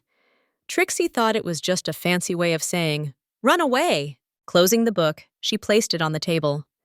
The girl smiled and looked at the book again, but her thoughts wandered in another direction. She couldn't figure out what Leon wanted to do with that rabbit. It didn't look like he was going to eat it. The master only glanced at her once, then at the animal, and then continued to look from her to the prey. And suddenly she was struck like lightning. It couldn't be. The memory of that enchanted look he had given her explained everything. The boy was acting this way because of her. Confused, but at the same time more cheerful, the lady stood up and walked towards the door. The smile never left her face, and laughter burst out again and again. As soon as she left the room, Trixie noticed Sir with a folder of documents. She wondered if Mr. Leon was awake. Adler confirmed. But when the girl cautiously asked if she could see him, he immediately cut her off, telling her to rest. In his opinion, in this state, she wouldn't be of any help anyway. Besides, the man assured him, Leon had been playing carefree with Gurdon at the time. Irritated, the lady did not understand what was more in his words, severity, or feigned concern. She denied that it was really a game. Trixie had not asked for a job and had no intention of asking. She simply wanted to see Leon. The man was surprised by her determination. Finally, he said that the young gentleman was in the garden with the guard. He pointed out that the guard had learned a lot from the lady, so there was no need to worry. The girl asked if Gurdon had taken the whip, but Adler denied it. He only had a bone. That amused her. Leon seemed to like bones more than real dogs. The knight only raised his eyebrows in surprise, not catching the hint. Trixie handed him this book, asking him to hold it. Adler reminded her again not to make her condition worse. She just nodded, turned around, and ran. In the garden, the lady found a funny scene. The guard was throwing a bone, and Leon, sitting on his knees, was growling, preparing to jump. Trixie came up just as the bone flew through the air. Gurdon, noticing her, greeted the professor with joy. The girl carefully leaned towards the young man and said a quiet hello. He raised his head and reached out to her, touching his forehead. Smiling, she asked if he had been a good boy. In response, Leon snuggled closer to her and hummed contentedly. Trixie hesitated for a moment, then ventured to ask if he liked her. He looked at her with a beaming look, and the answer was obvious. She hugged him, moved to the core, sincerely thanking him. Then everything became clear. The boy perceived her as part of his pack, his family. The girl even asked if it was really like that, and if he was trying to catch that rabbit just for her because he liked her. The young gentleman was silent at first, not understanding her words, but then he nodded in agreement. Trixie gently placed her hand on his head. Finally understanding his behavior, she ruffled her unruly hair and, smiling, called him a good boy. He remembered the first time she had come to his house, and then they had walked together in the garden. He must have taken her for his own then. Lady was filled with boundless joy, and she wanted everyone to see that she was a real doggy who was constantly learning on her own. Gratitude escaped her lips by itself, and Leon watched attentively, trying to imitate, repeating the awkwardly uttered word. Trixie supported him and explained that they said that when they were happy. In response, he only hummed softly. Then the boy noticed her hand and asked what was wrong with it. Trixie explained that it was just a bandage. He leaned silently against her, his head resting on her shoulder. She didn't understand his actions until he muttered that he didn't like it. The girl calmed him down, calling the wound a trifle. But Leon repeated his words and angrily mentioned the damn knight again. She confidently denied that it was Adler's fault. Quietly and calmly, she assured him that she was fine and had nothing to worry about. Suddenly, the young gentleman took her wounded hand and began to kiss her fingers and then lick them. Trixie froze in surprise and finally asked what he was doing. Leon just looked at her and continued. And then it dawned on the girl that this was his way of wishing her a speedy recovery. Stepping back, she took her hand away and said that it was enough. She had taken up too much of his time, so it was time for the young man to go play with Gurdon, who was waiting. Trixie explained that he was a good person and worth listening to. She said, a little sternly, that he finally needed to become a good boy. She emphasized that she had to go to study. The young gentleman quietly repeated those words and suddenly grabbed the hem of her dress with his teeth. The girl froze, and then the guy abruptly pulled her into his strong embrace. The lady screamed that she had to leave, but Leon didn't give up. When Trixie asked if he didn't want her to leave, the young man confirmed that he did. But she gently explained that her older sister needed to study. The boy repeated the words again, as if singing. Breaking free from her embrace, the young lady menacingly scolded him with her finger, warning him that if he grabbed her again, he would be in trouble. But Leon, ignoring the warning, grabbed her dress with his hand again. Trixie sharply objected with a cry, reminding him of her previous demand. He, on the other hand, looked at her with an innocent look, and he said her name quietly. It seemed to the girl that he was pretending to be a fool, although he understood every word perfectly. On their way back to the palace, Trixie and Leon came across the knight. He froze in surprise when he saw the girl with the young gentleman who stubbornly held the hem of her dress with his teeth. Adler, who was holding out the book to her at the time, was puzzled and asked what it all meant. and what had happened. Trixie replied with an awkward smile. Mr. Leon simply did not want to leave her. The knight was stunned. The guy with whom he had lived for 5 years in constant quarrels and fights, then suddenly he refused to go because of her. A bitter feeling of betrayal stirred in Adler's soul. The girl shrugged helplessly. Sir turned to Leon with a desperate cry, asking if he really hated him so much, after all he had done for him. In response, the young gentleman only clenched his teeth tighter on the fabric of his dress. He looked away and muttered something incomprehensible, among which Adler could only hear the word knight. Trixie felt embarrassed, and patting the young man on the head, reminded him to forget the bad words. The knight tried to figure out what Leon was trying to say. The girl, not wanting to prolong the strange scene, turned towards the door, and she hastily declared that it was time for them to go, as the gentleman should rest in his room. And she quickly moved forward with him, who was stubbornly holding on to the hem of her dress. But the knight tried to stop them, raising his voice, and demanded to explain what that mysterious and incomprehensible devil knight meant. He kept repeating those words, trying to understand their meaning.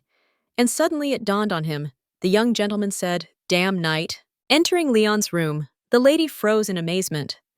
The room turned out to be luxuriously decorated, as if from the pages of a fairy tale. She had no idea that after so many neglected rooms in the estate, the young lord would have such comfort and luxury. Smiling, the girl thought that Leon was indeed very loved. He just watched her silently, his expression a little displeased. Trixie's gaze fell on a strange cage next to the bed, decorated with elegant white pillars. Inside were scattered a multitude of pillows. Before she could say anything, the boy silently climbed inside. He settled in comfortably, as if it were his favorite place. Mrs. remained by his side, gently running her fingers through his hair, and whispered that she wouldn't go anywhere and that he could sleep peacefully. Leon rested his head on her lap, and his eyelids slowly closed. At that moment, the girl remembered her dachshund. He and Leon were so similar. It was a pity they were never destined to meet, because they had so much in common. She gently ran her fingers through his unruly hair, trying to calm him down. Opening the book, her gaze fell on the page with the image of a wolf. She leaned towards him, as if asking if he saw himself in that beast. He looked at the picture carefully and suddenly howled, imitating a wolf. It dawned on Trixie that the young gentleman was more a wolf than a puppy. Everything fell into place. The sun disappeared behind the horizon, painting the sky in delicate blue-pink shades that smoothly blended with the clouds. The girl was still in Mr. Leon's chambers, decorated with antiques and old paintings. Suddenly, Adler entered the room, carrying a bed and pillows. The lady thanked him, but the knight was worried that she was sleeping in the same room as her husband. The knight thought it inappropriate, so he cautiously asked if she had any objections to such a neighborhood. Trixie, with a soft smile, assured her that Leon had never left her side, and there was no reason to worry. After all, he saw her as family. Sir, a little confused, recalled that he had spent so many years with the master, and he had so quickly chosen to be close to someone else's girl. After giving them the bed and pillows, the knight added that he would be more at ease if Leon really considered her his own. After wishing them good evening, he left the room. Suddenly, there was a knock on the door. The boy opened his eyes sharply. As if frightened by the sound, he rushed towards the exit. Trixie was scared and confused, not understanding what had happened. She froze for a moment. Suddenly, her voice cut through the silence as she asked who was at the door. She heard Gurdine's voice, who came to the professor, and announced his arrival. Leon at that time was growling, as if guarding the territory. The girl tried to calm him down, remembering how her dachshund was also wary of strangers and strangers on the street. The man wanted to come in, but she decided to go out herself and asked to wait. As she headed for the door, the young man followed her, his eyes never looking up. Trixie quickly ran out into the hallway, trying to hide her excitement with a friendly smile. Gordon was surprised by her behavior, and she only noted that Leon was behaving a little dangerously. The man said that he had brought dinner for her and the young gentleman. The lady thanked him, took the tray, and returned to the room, where, with joy on her face, she invited the young man to sit down and eat. She placed a large plate of raw meat in front of Leon, and he immediately began to greedily tear off piece after piece. Trixie, watching this, still couldn't get used to such a spectacle. Sitting down at the table, the girl decided that it was time for her to have dinner too. The guy, silently looking at her, suddenly quickly approached the table. The lady did not understand what he wanted. Suddenly, he shouted the word monster, and unexpectedly, he reached for her plate of mushrooms. Trixie was a little scared, but decided that the gentleman simply liked mushrooms and let him have them. Instead, Leon went to the window and threw them away without hesitation.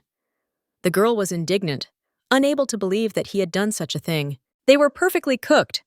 She felt sorry for the spoiled dish and tried to understand the reason for his action. Leon just shook his head, denying any explanations, and then grumbled that he didn't like them.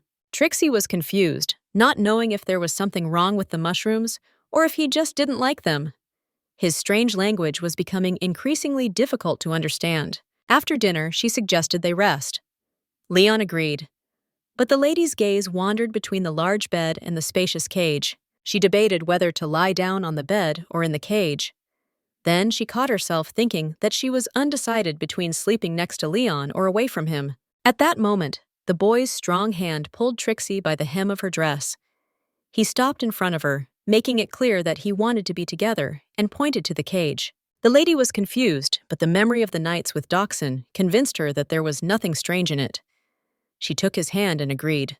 Looking around the cage, the girl began to carefully move inside, looking for a comfortable place. She asked permission to climb in first and sat down in the corner, wondering if Leon would mind if he stayed there quietly. He stared at her silently for a while, then suddenly picked her up in his arms. The lady flinched at the suddenness of the movement, but he carefully carried her to the high platform of cushions and laid her there with such tenderness that her fear melted away. Trixie, still surprised, looked at him cautiously, trying to make sure that the young man didn't mind her presence. Leon made it clear that he wanted her to be there. When the lady hesitated, he lay down next to her, and soon they were asleep together, lost in the soft pillows. The girl couldn't fall asleep for a long time. The thought of her sleeping in a cage next to a young man who didn't leave her side seemed unreal to her. She quietly ran her hand through his hair, whispering words of gratitude for the day. Leon slept peacefully and soundly, so Trixie covered him with a sheet, deciding he must be very tired. Her thoughts were both confused and taking shape. At first, she just wanted people to understand who Leon really was. But then she wanted more, so that they wouldn't be afraid of him, and so that he could talk, laugh, find common ground with everyone. Trixie clenched her fist as if swearing to herself that she would teach Leon how to live as a human being. He would never feel defenseless again and would be able to express himself freely. To help him be happy, Trixie understood. She first had to find out what he had been through in his past. Lying next to him, she gently ran her fingers through his unruly hair, trying to unravel his fears. She quietly wished him good night and promised to always protect him. In the morning, the entire estate echoed with her voice.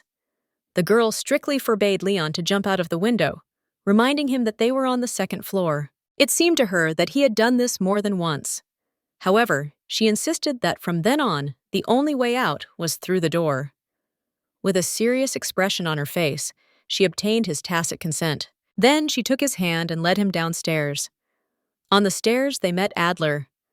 After wishing him good morning, the knight was speechless with surprise. Seeing Mr. Leon coming down the stairs, he sighed with relief, admitting that he had always been afraid that he might get into trouble by jumping out of the window. He tried to ask politely if the young gentleman had a good rest, but the guy just turned away, leaving him without an answer. Then the knight, slightly confused, asked if Leon was uncomfortable sleeping next to another person, but he received no answer. That angered him even more. And feeling weak, he turned to Trixie with a strange question about her well-being. The lady, slightly confused, just nodded, assuring her that everything was fine, although she didn't understand what he was getting at. Then Adler explained that the mushrooms they had been eating yesterday had turned out to be spoiled, and everyone who had tasted them had suffered from stomach pains. The news stunned the girl. They were the same mushrooms that Leon had thrown out the window. She gently stroked his head, smiling gratefully. At that moment, she deeply felt his kindness. Looking at the young man, she tenderly thanked him in her mind. In the garden, Trixie, armed with a wand, tried to teach the boy to write.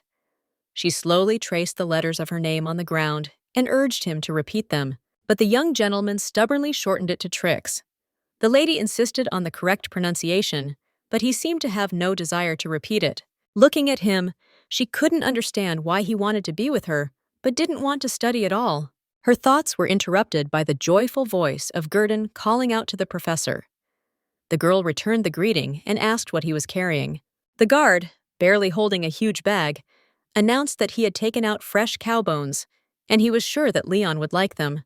Looking at that creepy trophy, Trixie involuntarily agreed, although the picture itself with the smiling man and the bloody bag made a strange impression. As Gurdon approached, the young man began to growl. Trixie raised her hand, telling him to stay put, calm down, and not come too close. The boy was shaking with rage. She tried to persuade him to stop, explaining that he would only offend Gurdon. But Leon didn't listen. The lady's voice became harsh. She almost shouted, demanding obedience. But he stubbornly ignored her words. It suddenly occurred to Trixie that perhaps she had been too soft on him. Scenes from her life with Dachshund flashed through her mind, and especially the story of the wayward dog Milo, who became unbearable only because of his owner's excessive kindness. Looking at Leon, the lady felt that the situation was too similar. It was not without reason that they said that a dog should not be spoiled unnecessarily with constant caresses. She decided to change her approach and become stricter.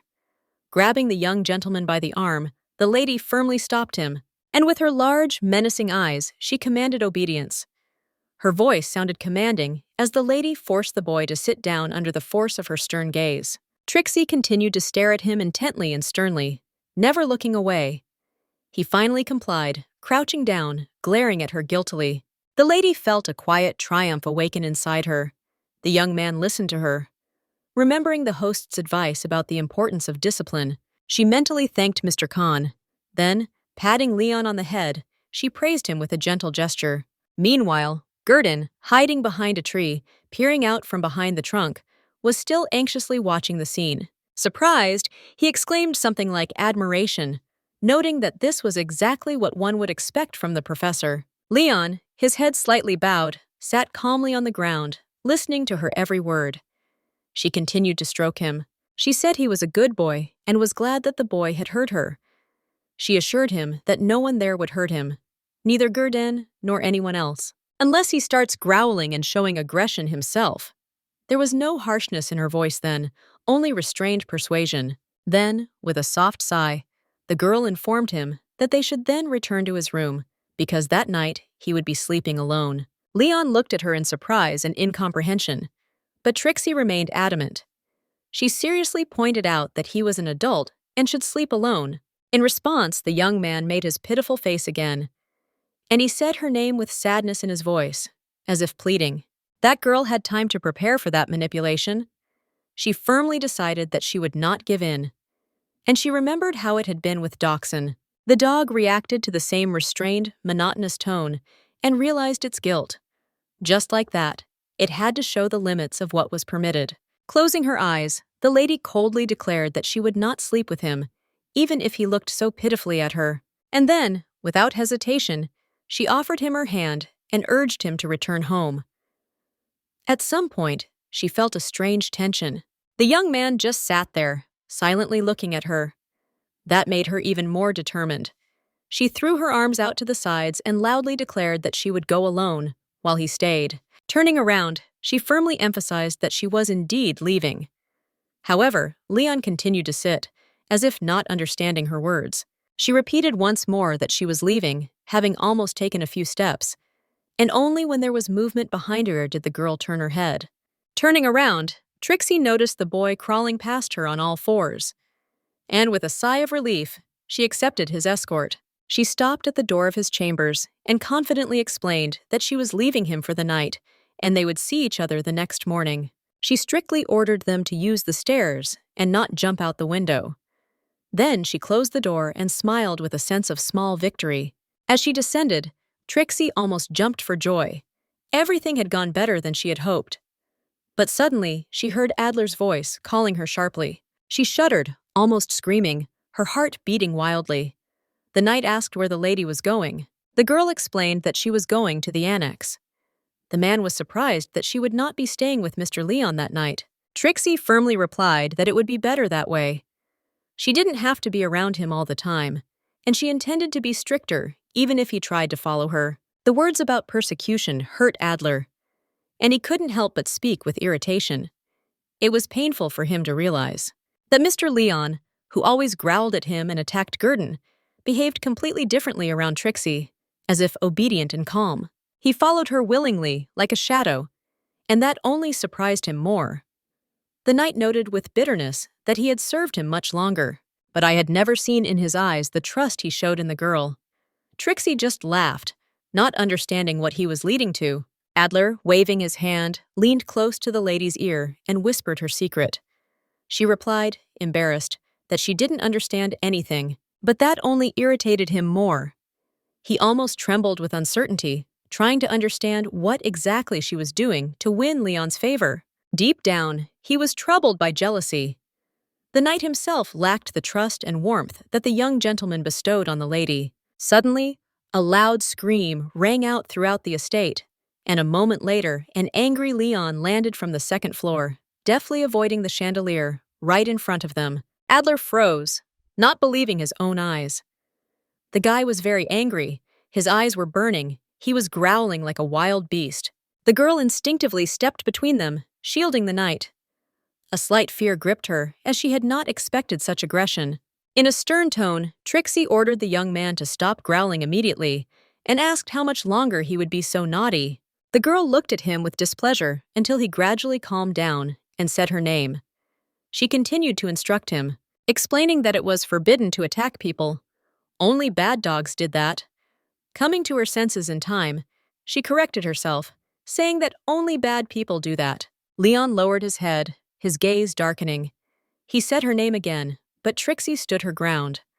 Finally, she turned and ordered him to follow her. The boy, trembling with tension, crawled after her on all fours, as if trying to gather his agitated feelings. Adler felt offended that the young gentleman called him a devil's knight. However, he endured in silence. Trixie sternly ordered the boy not to leave the room again. He remained on the floor, looking at her with pitying eyes, desperately trying to melt the young lady's heart and avoid a fight. However, she did not give in and walked away. The girl met Adler in the hallway and apologized, regretfully admitting that perhaps she hadn't raised him well enough. He reassured her that there was no reason to worry. Sometimes they had to restrain Leon by force. Finally, taking responsibility, he announced that he would stay in the house to keep a close eye on the young man. Trixie was genuinely surprised. She tried to convince him. If the young man had a nightmare, he would jump out the window again and chaos would ensue. The lady offered to stay with him, but the knight only firmly explained that her presence would only strengthen his attachment. It would be better, he said, if she went to the annex. And without waiting for any objections, he turned and left. Trixie sighed softly in agreement. As hard as it was to leave him, she knew she couldn't sleep with Leon every night. But the disturbing thought still haunted her, that he would try to jump out again in the middle of the night. But still, she tried to convince herself that everything would be okay with him. The night fell on the estate in a dark silence. Trixie, pausing at the entrance, whispered to herself that she had returned anyway. Approaching one of those windows, she was confused, not knowing how to get in.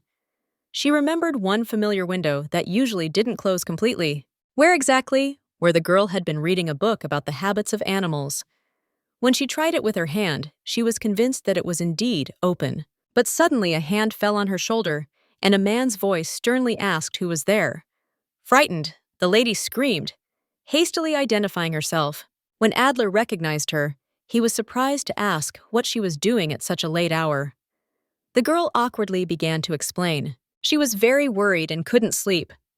But he interrupted her abruptly, indignant at why she had to climb out the window for that. Their conversation was interrupted by a strange sound from inside the mansion. Trixie recognized it immediately as a voice from Leon's room. Calling out his name, she rushed inside. Running into the room, they found the boy trembling in his sleep, gripped by a new nightmare. In the room, Leon remained motionless, completely oblivious to their presence. He was still struggling with the horror of his dream. The girl, confused and alarmed, quietly turned to him, and with trembling steps, she approached, trying to understand if everything was okay with him. She looked at Adler questioningly, but in response, she received only his stern warning to be careful. The next moment, the young gentleman's eyes flew open. They were filled with a mixture of fear and rage. The boy rushed at Trixie. However, Adler managed to push her away and cover her with himself. Leon, like a wild beast, fell on his hand, gripping it with his teeth. And he growled, gripping his armor with almost superhuman strength. The knight tried to speak calmly, assuring him that it was just a nightmare. And he gave the lady short orders to try to calm him down. The girl nodded in confusion and began to say something softly, but the boy didn't react. The growling grew louder, and his every movement became more abrupt and uncontrolled. When Leon rushed at the knight again, the knight, holding him back, shouted to Trixie to bring tranquilizers. But the girl froze in place, as if drowning in her own thoughts. Suddenly, she realized that she had been wrong all along. It only seemed to her that she was finding common ground with Leon, that he was becoming calmer around her. In reality, his condition remained dangerous. Pale, her fingers nervously gripping the hem of her dress, Trixie realized that the young man was still on the edge, and she didn't know how to save him. Her thoughts were interrupted by screams and the roar of struggle. Adler tried with all his might to restrain the enraged master, but he broke free, full of wild strength. The knight, calling him by name, tried to calm him down, but in vain. With a sudden jerk, he threw Leon to the floor, throwing his whole body on him, and he glanced at Trixie, ordering her to act quickly. She felt her heart pounding in her chest. If she didn't do something, Leon could be seriously hurt. Gathering her strength, the lady resolutely asked Adler where the medicine was. Hearing that it was in the cabinet on the right, Trixie quickly opened the drawer and took out the syringe. Approaching them, she announced that she had found the cure. Adler, barely holding the boy back, asked if she had the determination to give him an injection. The girl, swallowing her fear, said she would try. Leon growled, looking at her. The knight trembled with tension, trying to hold him in place. Trixie leaned over to him and mentally apologized. She whispered in a low voice that he shouldn't hold a grudge, and confidently administered the tranquilizer. The young gentleman managed to say her name, after which his body relaxed, his head fell to the floor. She gently stroked his hair, and she quietly said that from now on he could rest in peace. And the next day, they would have a whole day of walks. Standing up, the knight remarked that the day had been too tiring for the girl, so she should return to the annex. But, noticing the drops of tears on the floor, he asked in surprise if she had been crying. Trixie's eyes were full of tears, flowing like spring streams. She remembered the moment she first brought Dachshund home. The dog would attack all strangers with fury, until the woman who was temporarily caring for her told her about an old wound. Every new guest seemed to her a threat of being abandoned again. Only by understanding that fear could Trixie gain her trust. Wiping away tears, she thought that Leon's aggression had not arisen out of nowhere. Looking at the exhausted young man, who had fallen asleep on the floor, Lady felt determined to find out the truth. Every time he mentioned monsters, a wild terror flashed in his eyes, and the nightmares only confirmed that there was something terrible behind it. Gathering her will and raising her voice, Trixie turned to the knight, insisting that he tell her what Mr. Leon had been through. The girl firmly insisted that she had to find out what Leon was afraid of. Adler firmly refused, considering it impossible, but the lady, looking at him with all the sincerity of her sympathy, explained. He was obliged to tell at least something. Without it, they would not be able to help the young lord if his injury worsened. However, the knight admitted that he knew nothing for sure. Trixie didn't back down, insisting that even the smallest guesses mattered to her. Then, closing his eyes, Adler changed his tone, recognizing that such knowledge could be dangerous to her. Sometimes, he said, it was better to remain ignorant. Adler begged her to understand him, but Trixie remained adamant. She didn't mind the risks because she wanted to know everything that could help Leon. The knight suddenly flared with anger. His eyes sparkled and his voice broke into a scream as he reproached her for doing everything only for the sake of the mister. Trixie had never seen him so angry before. Then, controlling his emotions, he continued that he had raised the young gentleman himself. Then Adler declared that all her efforts would lose all meaning for both her and Leon. Resolutely picking up the young man in his arms, he carried him to the cage, and in a cold tone he ordered the lady to return to the annex. The girl stood confused, looking after him. Returning to her room, she could not calm down. Feeling that the knight considered her too weak to continue the fight, Sitting by candlelight at her desk, Trixie spoke quietly to herself, trying to remember the names of her heroes: feminine, Layla; masculine, Emmett; and cunning villain, Evans. But the name of the great teacher still couldn't be remembered. She was certain. For Leon to learn to get along with others, she needed to learn more about his past. At first, the girl wanted to just talk to him, but in his current state, that was impossible. Then she thought about it, that the only way was to learn to understand his language. But the lady didn't understand it, much less could she master the language of animals.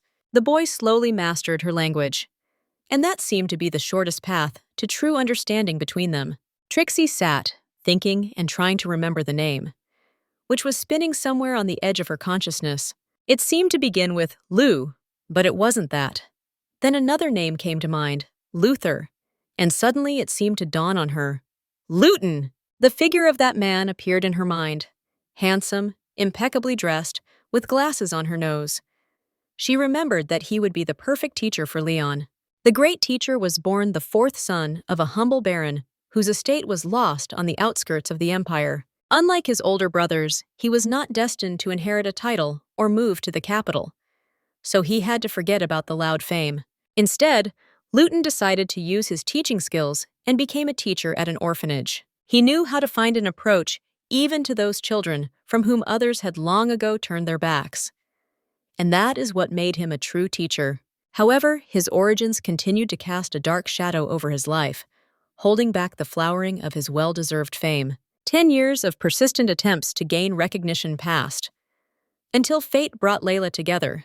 Ambitious Luton accepted her offer without hesitation. He left the orphanage and became the first director of the empire's largest academy, earning the honorary title of Father of Education.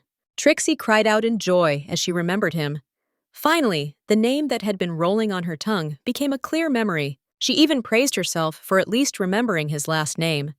The next day, the girl decided to ask about the teacher at Adler. At the imperial estate, the Grand Duke turned to his subject, wondering if he had managed to find the right person. He bowed deeply and confirmed the search. He reported that a man matching the description had been found in an estate at the foot of the mountain. Advance inquired whether it was indeed General Bede.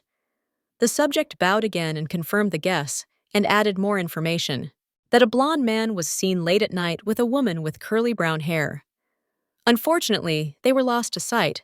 The man was too alarmed. However, they managed to write down the names of the nearby mountains, so all that remained was to wait for the right moment to send the killer. The man folded his hands and looked at her with an insatiable gaze, and he declared that they would finally get rid of that cursed prince. The next bright morning, Trixie decided to act decisively. She straightened her back and walked with new confidence, although deep inside, a disturbing thought never left her, which made her doubt and hesitate whether she was doing the right thing. But she pushed those hesitations aside and decided to stick to her plan. She needed to find out everything about Leon as quickly as possible. Quietly opening the door to the knight's office, she timidly peeked in. Adler did not take his eyes off the documents. He only briefly told the lady to speak faster if she had something to say. The girl began to apologize for the alarm in a quiet, almost apologetic tone. The knight looked up at her and asked curiously what the conversation would be about that time. As she crossed the threshold, Trixie clenched her fists in confusion, mumbling something under her breath, and then saying more confidently.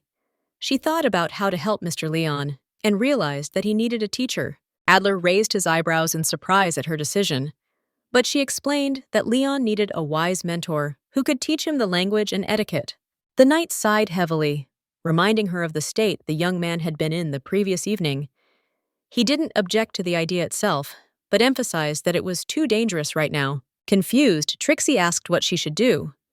Instead, she promised to do anything to get Adler to agree to hire a teacher. He looked at her from the side, checking to see if she was really ready for anything. Resting his chin on his hand, he said after a moment of thought, if Mr. Leon could name him, he would consider her offer. But the knight doubted that she would succeed. The girl was surprised that the condition was so simple, but the man repeated that all she had to do was hear his name from the gentleman and the lady would receive a reward of 1,000 gold pieces. He was sure that this was almost impossible. The lady was delighted and agreed, deciding that the deal was done. Since the topic of the teacher came up, She said she had a candidate. Adler asked with an ironic smile who she meant. Trixie told about her youth, that, as the daughter of a noble family, she had once studied under a capable tutor. He often spoke with enthusiasm about the outstanding teacher who devoted himself to teaching children in a rural orphanage. The knight put out his hand, stopping her words, and indignantly remarked that she had recommended a village teacher for the mister, while he needed the best tutors. Trixie calmly replied that it was because of his unique methods that the teacher was able to teach those whom others considered hopeless. Curious, Adler asked where he got this approach from. The girl explained that the teacher had developed the method himself. The knight cooled down a bit and admitted it. If the man could teach those who were rejected by everyone, then perhaps he could handle Leon. Then he asked his name. With a slight smile, the lady said that was exactly what she had come for. She only remembered the last name, and she asked permission to look through the Journal of Noble Houses. Sighing, Adler pulled out one of the journals, noting that the entries were 5 years old and might be outdated. But if the man was still working as a teacher, his name would definitely be in the magazine. The girl asked permission to look at it in her office. The man was focused, not looking up from his paperwork. He just nodded and gestured for her to stay in the room. Flipping through the pages of the magazine, Trixie stared intently at the lines, certain that the last name she was looking for was Luton. Her fingers slid across the pages until her eyes landed on the right line, Benjamin Luton of the village of Sile. Her heart beat faster. It was him. The thought flashed through his mind that he needed to do everything he could to make that man become Leon's teacher before the story reached a crucial phase. That same day, as she opened the curtains in Leon's room, the lady said something about a wonderful morning, trying to banish the disturbing forebodings from her thoughts. At the same time, her mind wandered around a small, but for some reason important, thought. What season Leon liked best? Summer or perhaps winter? That thought involuntarily brought the girl back to memories of Dachshund. Trixie often asked her about her favorite thing, although she usually didn't get an answer. And yet, despite her silence, she intuitively understood the dog's tastes. Crumpled the edge of the curtain, the lady suddenly trembled and tears flashed in her eyes. But she quickly controlled herself. Falling into despair was the worst thing she could do. She had a certainty in her heart that everything was fine with Dachshund. Suddenly, a familiar voice came from the room. Leon woke up and called out to her. Looking around, Trixie saw him behind the bars of his cage. She came to him, a little embarrassed, though she tried not to show it. He looked at her carefully and, tilting his head, asked if she was okay. Sitting down next to her, the girl smiled slightly and said that everything was fine, and she lied that it was just a speck of dust that had gotten into her eye. The young gentleman reached out and gently placed his hand on the lady's head. The gesture was unexpectedly warm. His voice became softer. When he suddenly admitted the hat, he liked Trixie. His gaze shone with sincere and innocent admiration. Trixie, unable to hold back her smile, exclaimed in joyous delight that she liked him too, and immediately asked if he had slept well that night. Leon answered something vaguely, but from the expression on his face, it was clear that he was in a really good mood. She felt it in her heart.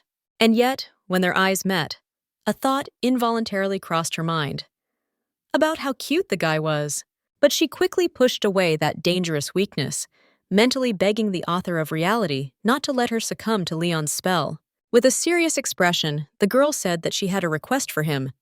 She admitted that he would probably refuse, but she begged him to help her anyway. After all, she needed to practice one thing. She called out Adler's name, repeating it aloud several times, and she suggested that Leon try to remember it, encouraging him to repeat it syllable by syllable. But the guy persisted. Frowning, with a suspicious glint in his eyes, he stubbornly muttered the same thing, repeating the insulting nickname addressed to the knight over and over again. Trixie didn't give up, continuing to insist, but the young man didn't give in. It became clear to her that it wouldn't be easy. A few days later, the lady called the knight, telling him that Mr. Leon was waiting for him. Adler followed, surprised. Did the young gentleman really want to see him? After all, since their last meeting, which ended in a night terror, they had not spoken again. It seemed incredible to him that Leon, who spent almost all his time with the girl at that time, had taken the initiative himself. Adler suggested incredulously that the boy might really have missed him. He was troubled by his own feelings.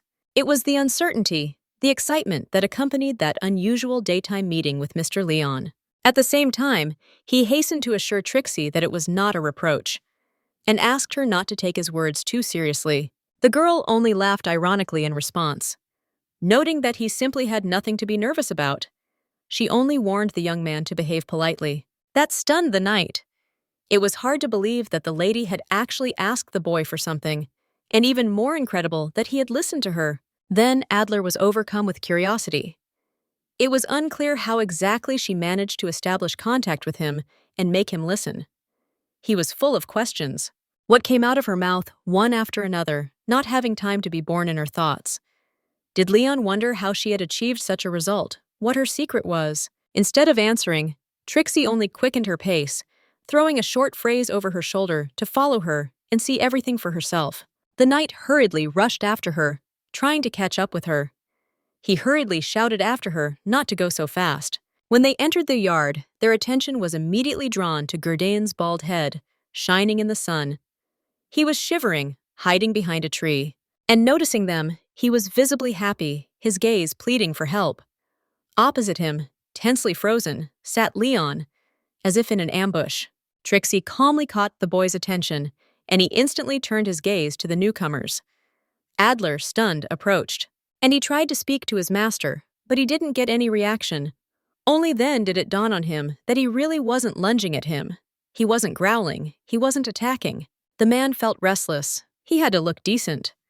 After all, he hadn't appeared before Mr. Leon for a long time. The girl reassured him with a look that everything was fine, and she moved forward first, signaling the knight to cautiously join her as soon as he was ready. Adler turned to the master again, but only heard a growl in response. Trixie spoke a few soothing words with a soft smile. She remembered their training, as if prompting her to remember what to do next. She waited quietly and patiently for the boy to say the right name. But the familiar insulting phrase escaped his lips again, the same one that always sounded, "Damn knight." Disappointed, the lady sank to the ground.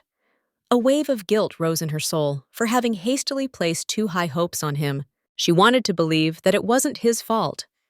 If there had been a real teacher, a real specialist, everything would have turned out differently. And then, suddenly, Leon uttered, clearly without effort, the name Adler. The girl shuddered, raised her head. She listened, and again the same word. Joy instantly overcame her. She rushed to him like lightning, grabbed his hand, her eyes shining with pride. He did it, remembered, learned. There was a quiet faith in him in her gaze, and she mentally noted that they had tried hard enough. Leon had remembered everything. He responded with an approving, satisfied sound. Seeing this, the knight was stunned. The young gentleman answered her with an affirmative, and seemed to understand her language. Adler didn't expect the boy to understand the language. Trixie confirmed his surprise. Then, pointing at the knight, she turned to Leon, and she asked who was in front of him. The guy, looking at him sideways, again uttered the usual insulting phrase, "The damn knight." Laughing nervously, the lady explained that they didn't train like that, insisted on the correct name, and asked to try again.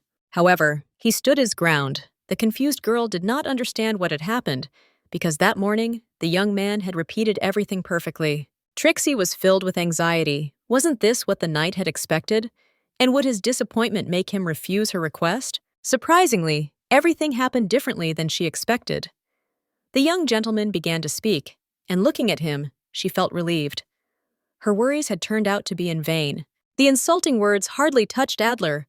On the contrary, they moved him, yielding to his surprise at Leon's noticeable progress. Realizing this, she immediately asked the boy to say his own name.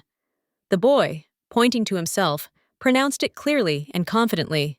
The knight fell to his knees in surprise, and bowing in obeisance, he pronounced the name of the most holy Theotokos, and then bowed to Trixie. She felt stunned and slightly embarrassed, while the man, with tears in his eyes, admitted that he didn't know how to thank her. The girl replied confused that Leon was just a good student. The man exclaimed that before he only knew how to attack people. He couldn't even imagine that he would be able to answer questions or call names. For him, it was a great achievement, so the knight didn't mind if Leon called him the Devil Knight 1,000 times. Bowing to the boy, He declared loudly and sincerely that from then on he would be only his knight, and he would do everything to turn from a devil knight into a true hero. He asked to be given a chance. The young man watched calmly. Lady was deeply shocked by this behavior and could not believe that she saw Leon looking at Adler in a completely different way. Putting his hand to his chest, the man solemnly accepted her offer after what he saw, and he promised to hire the recommended teacher as soon as possible. A few days passed, and the morning of his departure arrived. Trixie and Gurdon gathered in front of the main gate to see the knight off. A saddled horse was waiting nearby, ready for the journey. But suddenly, full of anxiety, a woman, the head housekeeper of the Gen estate, came running. She could not believe that Sir Adler was really leaving the estate. The lady calmly but respectfully explained that she understood her anxiety, but she assured me that it was all for Mr. Leon's sake. At that moment, Adler's own voice was heard, addressing the head housekeeper. When Trixie turned at the sound, she was struck by his appearance. The knight's hair was cropped short, neatly combed, giving him a completely different look. She noticed that the new neat style suited him. He ran a hand through his hair, awkwardly, and admitted that he wasn't used to it yet. With concern in her voice, Jen remarked that Sir Adler had never before paid attention to his appearance. Looking at Trixie with condemnation, she pointed sharply at her, accusing her of causing the changes in the knight. The girl felt uneasy and a little confused under the pressure of the head housekeeper. But at that moment, Adler put his hand on her shoulder and explained in a balanced way that thanks to Trixie, the young gentleman had changed significantly. He had become calmer, and every day he was getting closer to speaking and behaving like a normal person. He stated that, as a knight of his Leon, he himself longed for change. That is why he decided to get rid of his sloppy appearance. With a barely perceptible clenching of her fingers, Jen finally agreed. If it was truly his decision, she had no doubts. Bowing, the woman sincerely wished him a happy journey and a safe return. Adler thanked her and asked her to look after the estate until his return. As he mounted the horse, Sir turned to Trixie and Gurdon, asking if they were sure they could handle it together. She smiled nervously. After all, he came up with the plan himself.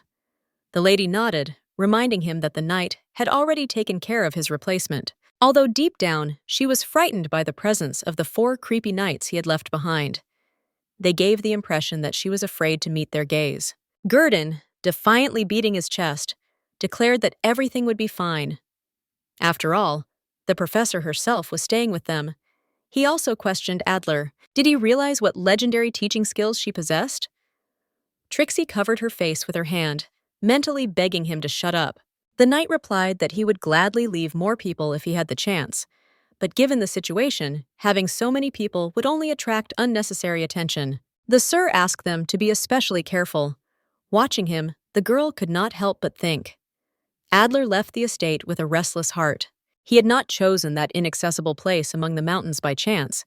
It was supposed to protect Leon, and the excessive commotion around him only exposed him to danger. If people started flocking there, the boy would definitely be noticed. It was almost like handing him over to the Grand Duke Evans himself. Then she understood. That's why Adler came to pick her up personally and didn't entrust the matter to a servant. The distance was considerable, and no one could have covered it except himself. Before leaving, he promised to return as soon as possible. Gurdon, waving after him, shouted wishes of a safe journey, and the lady whispered good luck. With a sigh, she added that she thought the seer's worries were in vain. He too should allow himself peace and the pleasures of life sometimes. After all, he is so young. The guard completely agreed, and only sighed heavily. In his opinion, at that age, it's high time to think about a family. If it weren't for the forced departure, Sir probably wouldn't have gotten to the hairdresser. After all, he hadn't seen the woman he loved for 5 years, who remained in the capital. That confession so shocked Trixie that she involuntarily asked if Adler really had a lover. He confirmed it. He intended to marry her as soon as he could return to the capital. Those words suddenly awakened memories in the lady. It seemed like she had read about it in one of the short stories. The woman who had waited for him for years without losing hope remained in her memory as the personification of devotion. And Adler himself, ready to give up love for Leon, turned out to be even more noble than she imagined. His devotion went beyond duty, becoming something more. a sincere concern for the person he wanted to protect above all else. Returning to the estate, Gurdon was sad. The thought of 5 years of separation was breaking his heart. Trixie supported him, admitting that she felt the same way. After a short pause, the guard turned to her with hope. If Leon's condition improved, perhaps the Sir would be able to return to the capital with a light heart. He offered with enthusiasm to do everything he could to make it happen. Watching him, Trixie thought that both of them were truly giving of themselves to each other without a trace. So she too should work even harder for the common good. She was certain that with the arrival of Benjamin Luton, that would become a reality. As night fell, a heavy downpour began. One of the dark bars in the province welcomed a new visitor, a man in a black robe. He approached the table where 3 people were sitting. One of them was tightly bandaged. All were dressed in cloaks that hid their faces. The wounded man raised his head and said hoarsely that it was good he had finally appeared. In front of him was the Grand Duke's aide. He silently threw a bag of gold on the table and briefly announced that the Knight Adler had left the estate. "We can begin." The man sitting opposite, probably the leader of the company, looked doubtfully into the bag. He expected more, but the assistant reminded him coldly, if they wanted to get the full amount, the beast had to be captured alive, even if it was half dead. And he added one more thing, everyone else on the estate had to be destroyed. In the bright morning, the doctor was removing the bandage from Trixie's hand in her chambers. She examined the wound with satisfaction and noted that it had improved considerably, all because the lady obediently kept her hand still. The girl agreed with a smile. She really didn't move her hand, but it wasn't just out of caution. The bandage was so well applied that she didn't feel like moving her hand. She just waved it slightly to make sure. While gathering the dressing materials, the doctor remembered with a smile that Sir Adler had managed to move deftly, even with a bandage. Trixie nodded in high spirits, and added that, of course, Adler was not one to stop in the face of difficulties. Before leaving, the woman strongly warned not to overexert herself and to take care of herself to avoid re-injury, and she advised that even the slightest pain should be a reason for a visit. Trixie waved after her and wished her luck. For the first time in a long time, she was finally able to relax, stretch out fully, and it felt surprisingly good. Although a new injury seemed unlikely, the lady firmly decided to be more careful in the future, and quickly began to get ready for work. Dressed in her usual uniform, she glanced at herself in the mirror. Trixie said out loud that she was ready. The mood was cheerful, and she set off for the garden. And she remembered that 10 days had passed since Adler had set off. Everything remained calm. No disturbing events. Gurdon walked freely with Leon, and the boy happily ran around, playing. They quickly found common ground and seemed to trust each other. Another peaceful day lay ahead of them, and Trixie decided to enjoy it to the fullest. Entering Leon's room, she rushed to call him, but instead of the expected answer, she came across Gurdon. He stood in the middle of the room, trembling and wiping away tears. He admitted that this was the first time he had been able to stay by the young man's side without her support. The news genuinely pleased the lady. She clapped her hands and congratulated him on his small but important victory. Gurdon seemed to be feeling better. However, her gaze involuntarily fell on Leon, who was sleeping on the floor. He was submissive, and that calmed her down too. Looking at the 4 knights standing guard, Trixie remembered. They were supposed to restrain the young man if he lost control, but she didn't want to imagine such a situation. A memory from the doctor's office, when Adler had insisted that sedatives were better to keep on hand, came to her mind. He also explained that they were not only soothing, but also beneficial in terms of composition. Therefore, the girl had to trust his experience. As much as she wished Leon could do without medication, for now she could only follow the knight's advice. She sat down next to him, carefully ran her hand over his palm, and thought that it would continue like this until Sir Adler returned. Her thoughts were interrupted by Gurdon's gentle voice. He noted that the sedatives were indeed working well, but it wasn't just the potion that was calming the gentleman. Trixie looked around in surprise and asked what exactly he meant. The guard couldn't hide his smile and replied with admiration that she was the reason. The girl was a little taken aback by the surprise and began to deny that everything was completely wrong. But Gurdon continued to insist. Leon had previously refused medication. He felt calmer thanks to her presence. He never tired of repeating it, lavishing compliments. Lady, smiling reservedly, covered his mouth with her hand and remarked that it was not worth reducing everything to just her presence. She reminded him that he had also done his best, and Leon sensed that. The man seemed a little moved, fell silent for a moment, and asked again in surprise, "Did the girl really think so?" It was obvious that he was surprised by the very thought that he could be useful. Trixie breathed a sigh of relief and advised him to go have dinner. And he immediately agreed. Since she had eaten, he wouldn't mind himself and promised to come back. In farewell, with a smile on his face, he wished her a good time with Leon. He quietly and carefully left the room. Suddenly, the boy opened his eyes and softly said her name. Trixie was delighted. Seeing the surprised look, she guessed that the lack of a bandage had embarrassed him. Smiling, she explained that she had recovered. And from then on, they could play as much as they wanted, and that was true happiness. The day passed peacefully and joyfully. The smile never left her face.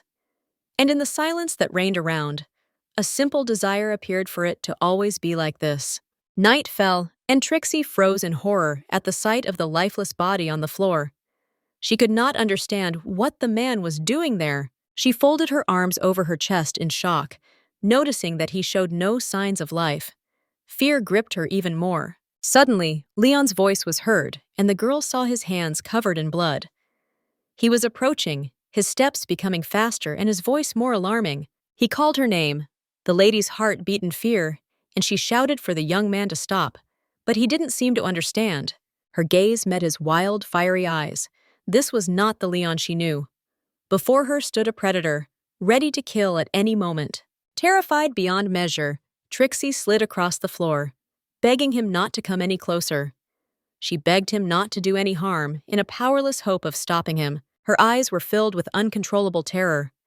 Every movement Leon made seemed a threat, every moment a premonition of an attack. Fear gripped the girl's body. She trembled. And barely getting up, she screamed, begging him not to come any closer. He stopped. A longing flashed in his gaze, and with a broken voice he whispered just one word, calling someone a monster. Trixie's eyes widened. She felt like she had heard him at that moment. She reached out to him, wanting to say something, but one of the fallen attackers suddenly moved, regaining consciousness. Leon saw him grab a knife, and struggling to his feet, he found himself right behind the girl. Horror flashed in the young man's eyes, and he shouted her name in warning. The blood-soaked stranger raised his blade, and, grinning ominously, he hissed a threat, wishing her death. Trixie only managed to scream when the boy spun her around and shielded her from the blow with his own body. His embrace was as strong as armor. The knife fell from the attacker's hands and clattered to the floor. Enraged, Leon lunged back, his gaze blazing with predatory fire. He grabbed the enemy by the head. No pleas stopped him. Fury seized him, and he mercilessly dealt with whoever wanted to harm her. When it was all over, he turned to her. The young man spoke calmly, but she looked at him warily, with a hint of distrust in her eyes. His face was composed, even gentle. But when the lady noticed the bloody trail behind him, her heart sank with fear. Leon winced slightly in pain, but continued walking toward her. Trixie, alarmed, announced that she would call a doctor. However, the boy stopped her. He gently took her hand, and putting the other around her neck, quietly asked if she was okay. She, with tears in her eyes, begged him not to think about her when he himself was unwell. Her voice trembled with anxiety. She had to call a doctor immediately. The girl tried to free herself from his embrace, knowing how much pain he was in. With a trembling heart, she asked if it was because she was scared of him. Apologizing, she admitted her weakness. But through her tears, she smiled. Then she knew it was all behind her. He smiled with relief too and nodded. But the next moment, he was unconscious, slumping weakly against her shoulder. Trixie was even more frightened when she saw the dark stain of blood on his back. She rushed to call for help, loudly calling out Gurdon's name. Her cry was desperate. Every second mattered. He finally appeared and saw the professor with the gentleman. In despair, the girl exclaimed that Leon was wounded and asked to call a doctor immediately. The boy, exhausted, lay on her lap and whispered her name softly. His consciousness slowly faded, dissolving into reverie. He imagined himself in a cage, in which he, like a wild creature, growled at the crowd. People looked at him with hatred, repeating one word, monster. And among that crowd was Trixie. But she was not like the others. She shone like a ray of sunshine breaking through the darkness. Approaching the cage, the girl was not frightened, did not retreat. Opening the door, she extended her hand to him, smiling sincerely and warmly. Her voice was calm, gentle. She asked to go with him. Leon, with a trembling hand, reached out to her, striving to get out of the darkness. At dawn, they were in the young gentleman's room. He was lying in bed, all bandaged, unconscious, with a pale face and heavy breathing. Trixie sat next to him, her tearful eyes fixed on him. The doctor stood a little to the side, with Gurdon, alarmed, beside her. The girl anxiously peered into the young man's face, and in her gaze flickered the only hope of hearing at least a word of reassurance from the doctor. The doctor assured him that his life was not in danger and that he would certainly recover in time. The guard noticed how exhausted the girl was, and he quietly advised her to rest a little and return to her room. But the lady could not even think of such a thing. There was bitter resentment in her voice. She couldn't leave him in this state, when he was in so much pain. Trixie held the young man's hand tightly. Leon was daydreaming, and, as if searching for the only warm light in the darkness, he repeated her name. The girl leaned over and whispered through her tears that she would be by his side and never leave him. Her figure, motionless, remained by the bed, not moving away for a moment. Trixie sat on the floor next to Leon, hunched over calmly, lost in thought. Everything around her was quiet and balanced. As if the turbulent events of the past few days were just a dream, she glanced at the boy, who looked much better. He stretched, settling himself comfortably beside her, and the lady felt relieved. His recovery was going faster than she had expected. Suddenly, his gaze caught something in the air. A thin-winged creature landed softly next to him. A butterfly. Trixie gently explained what the creature was, and the young gentleman eagerly repeated what he had heard. The insect landed right on his nose. He couldn't help but try to catch it, but the butterfly flew away. And the boy, delighted, rushed after it, waving his arms. The girl's cheerful laughter echoed in the room, but at the same time she felt anxious. She gently stopped Leon, reminding him that it was too early to move so actively. His wound might remind him of itself again. The young man obediently sat down, and the girl gently ran her hand through his hair. And she thought that next to her was the gentle, kind Leon she knew, not the fierce creature that had emerged from the darkness. Lady removed her hand, and surprise flashed in his eyes. Smiling, Trixie promised to return, wanting to bring a new toy. It seemed to her that she was truly capable of changing the young man, of helping him find himself. In the next room, she found a ball and, holding it in her hands, froze for a moment. Maybe she was in a hurry. Maybe her efforts to be there would only get in the way. After all, in real stories, the main character always knew when to walk away. Returning, the girl handed the ball to Leon, but doubts did not recede. Her heart yearned to be with him, but her mind whispered otherwise. Her helplessness was more of a burden than a support, and yet hope flickered inside. Perhaps happiness awaited her with him. So Trixie whispered to herself almost inaudibly that this couldn't go on. Leon is one of the key characters in that story. And instead, he suffered because of her, such a worthless and random figure. If she stayed around, she could put him in danger again. The thought frightened her to the core.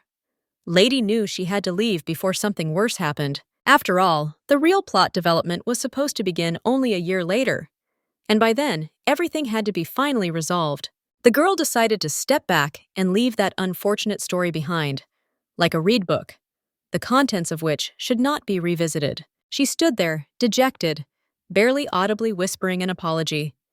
She didn't want to be a burden to Leon, even though she knew how cruel it sounded. Her soul was filled with terror, fear clutching her heart like an icy hand. Her tears, falling to the floor, left behind small, trembling drops. The boy, noticing this, looked up anxiously and said her name. She was looking at him through a damp veil. There was no anger in his eyes, only anxiety. It was that look that reminded Trixie of the difficult path ahead of her if she stayed by his side. The lady stood in the middle of his room, ready to say goodbye. Leon sat on the floor, his eyes fixed on her, saying her name over and over again, as if trying to hold her back. Suddenly, the door opened and Gurdon entered the room. He announced, alarmed but with relief in his voice, that Sir Adler had returned. The girl's gaze slid down to the newcomer. She really hadn't expected to see him at that time. She was surprised to note that he had promised to return only the day after tomorrow. The knight, tired, with road dust on his cloak, replied that he had decided not to waste time and had set off early. The young gentleman, as soon as he saw him, became nervous again, with a dull growl in his chest. Trixie controlled herself and said she was glad he was unharmed, but she was concerned about something else, and she asked about Mr. Luton. The Sir explained that he had arrived with him, but was resting in the annex, exhausted. Trixie's expression changed. She even smiled. They must have been in a hurry since they had returned so quickly. But the feeling of anxiety in her heart did not disappear. Leon watched her silently, his eyes fixed on her. Adler addressed the company, having heard that something alarming had happened during his absence. His gaze fell on the young gentleman. Trixie, her eyes lowered guiltily, muttered a quiet apology. But the knight only shook his head and assured her that everything had ended better than it could have, considering that she had survived an attack by 15 mercenaries. Meanwhile, the young man was carefreely watching the butterflies circling around him, and it seemed that he was not listening at all to what was being said. But the Sir was adamant. The softness in his voice disappeared. He declared that this could not go on any longer, and he gave the order to prepare to return to the capital. The words struck Trixie. The capital. He meant the imperial palace. A cold shiver ran through her. That was where the real danger lay. The Grand Duke and those behind him were no less dangerous.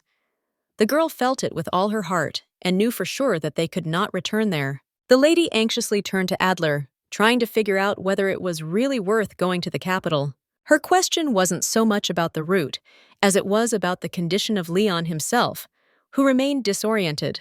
However, the knight did not seem to catch the hidden meaning. He only confirmed that time was short, and the situation in the palace was too dangerous. In his opinion, it would be best to take the gentleman to the capital as soon as possible. Adler was sure that he would be able to cope, since Trixie and Mr. Luton would be nearby. After those words, he turned around without delay and headed away, noticing that he had a lot of work to do. The stunned girl turned to Gurdon, hoping to find out exactly when the trip was supposed to take place. He suggested that Sir Adler seemed rather impatient, so they would probably leave in about a week. Trixie was stunned by the tight deadline. Biting her fingers, she frantically searched for a way to dissuade the knight from returning to the capital. Her mind was racing with options. She believed there had to be some way. A glance at Leon suddenly gave her an idea. One day, she rushed after the knight, who was walking down the corridor with his assistant, burdened with a whole pile of papers. In desperation, the lady exclaimed that Leon seemed to be in pain.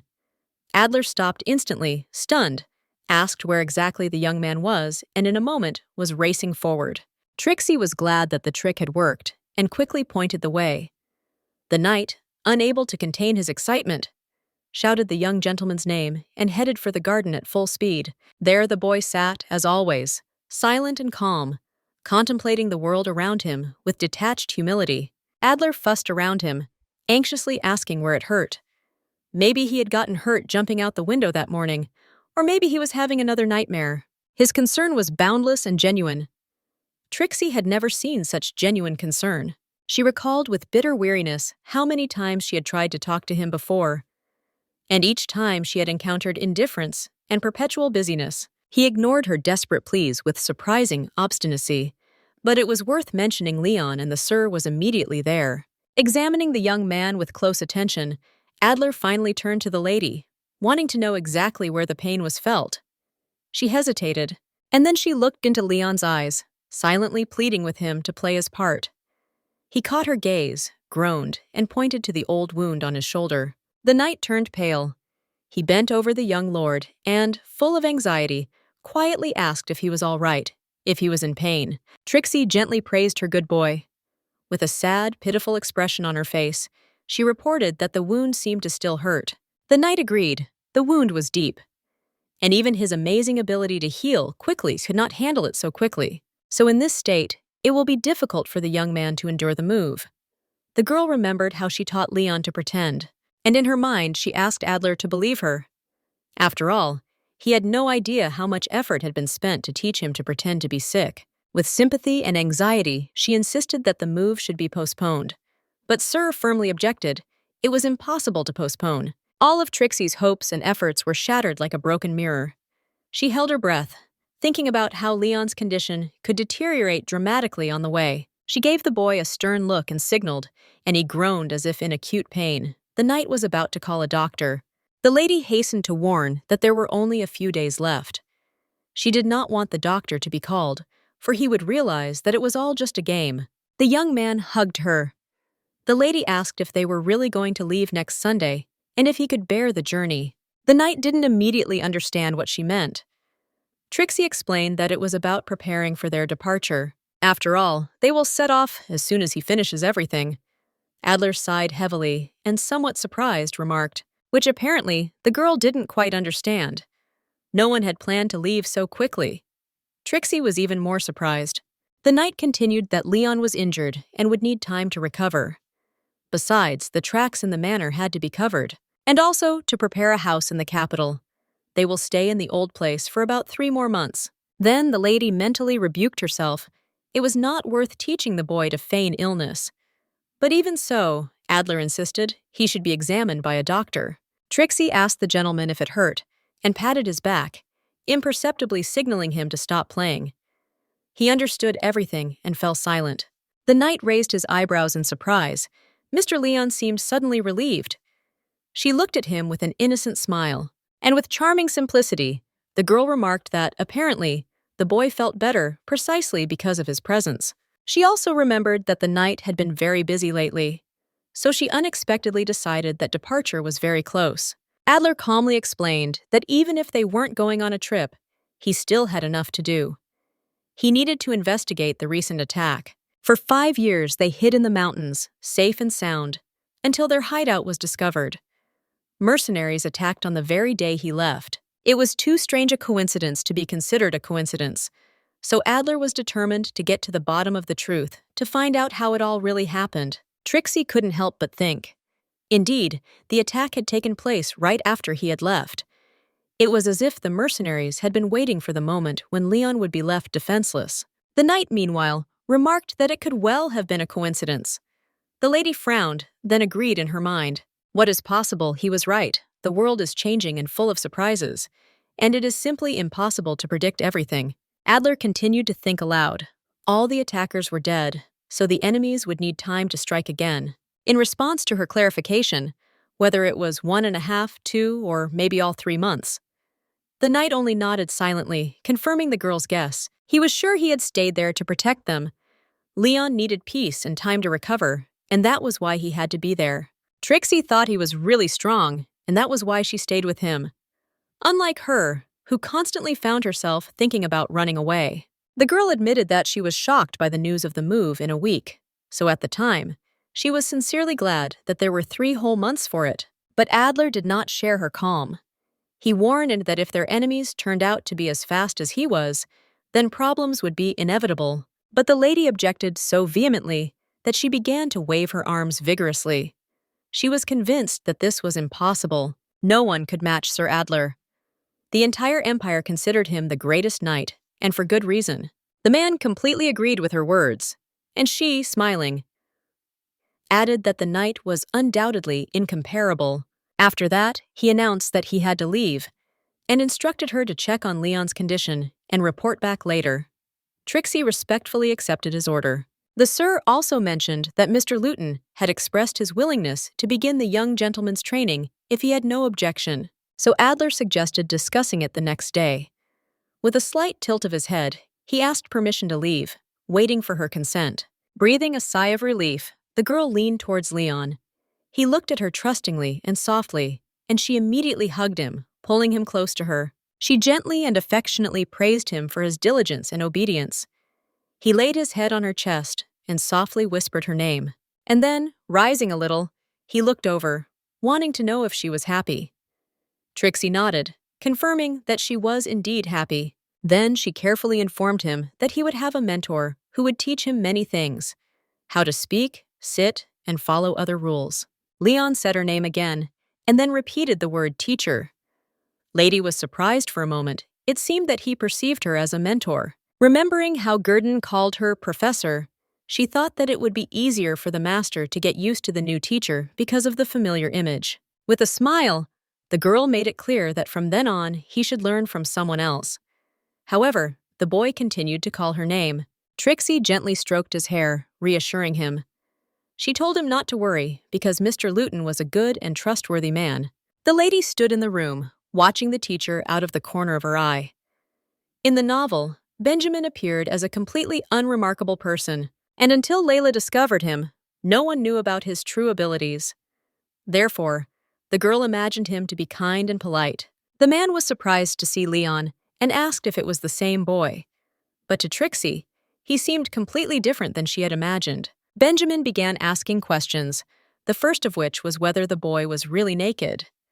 The young man growled at him in response. The knight explained that they had barely gotten him used to wearing trousers. As for the shirt, it would take time. According to Benjamin, he would feel cramped in it. Trixie continued to stare at the teacher and thought that it was true. Although he seemed cold, he knew his job well. As Benjamin adjusted his glasses, he noticed that the boy looked quite hostile. The lady explained that he was simply wary of strangers. However, the teacher did not agree with this definition.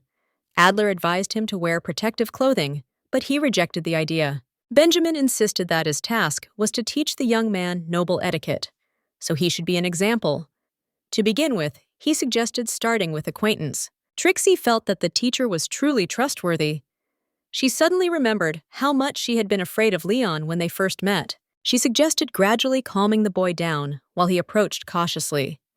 And Benjamin readily supported that idea. Approaching the boy, the lady gently explained that the man next to him was his new teacher.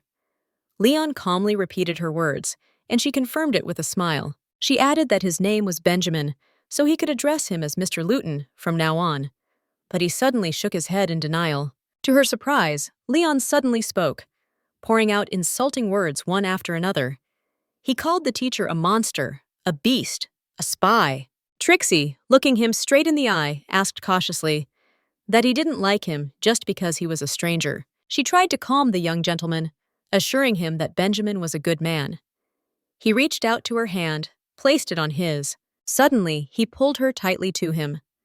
Trixie tried to break free, but the boy held her tighter and tighter, repeating that he hated the teacher. She looked at him silently, not hiding her surprise. The knight asked anxiously if he could come closer, but the girl stopped him with a gesture, telling him to wait. She felt hot, probably because of Leon's high body temperature, and she tried to understand what was happening to him. Usually he obeyed and let her go as soon as the lady asked, but this time he only held her tighter. Then Trixie remarked with irritation that it was unpleasant to be held by force, and reminded him that they should speak face to face. She asked if he agreed, and Leon finally opened his arms. The girl gently praised him, calling him a good boy, and she inadvertently stopped her gaze on his broad chest. However, she immediately controlled herself, moved away. Turning to the men, she asked them to wait a moment. The young gentleman held out his hand to Trixie, and she paused for a moment. She stared at his hand, surprised and thoughtful, trying to understand what exactly he intended to do. But the guy only gently touched her face. She recognized a familiar expression in his eyes. He looked into hers with such deep anxiety that she couldn't help but ask if something was troubling him. But there was sadness in his silence. It seemed like he just wanted her to look at him and understand how much he was worried. Trixie tried to ask what exactly was causing him this uneasiness. The boy threw a displeased look in the direction of Benjamin, who was standing further by the door, and he briefly explained that he didn't like the teacher. She tried to figure out if the reason lay in the very presence of the new mentor, in his behavior, or perhaps in the fact that he was a man. It seemed to her that there was something deeper in that antipathy, and then Trixie thought. That was why he was looking at her so intently, with anxiety, with some kind of inner struggle. And she asked if Leon was perhaps afraid that she would leave him. He sat silently with confused eyes and didn't even move. The girl assumed that the question seemed difficult to him, so she tried to convey her thoughts with gestures. She pointed to herself, said her name, then imitated the movement that meant go, and gently asked if that was the point, or if he was afraid of it. He hummed softly in agreement. Trixie smiled, then quietly assured him that she wouldn't leave, that she would stay by his side. and those simple words brought a real glow to his face.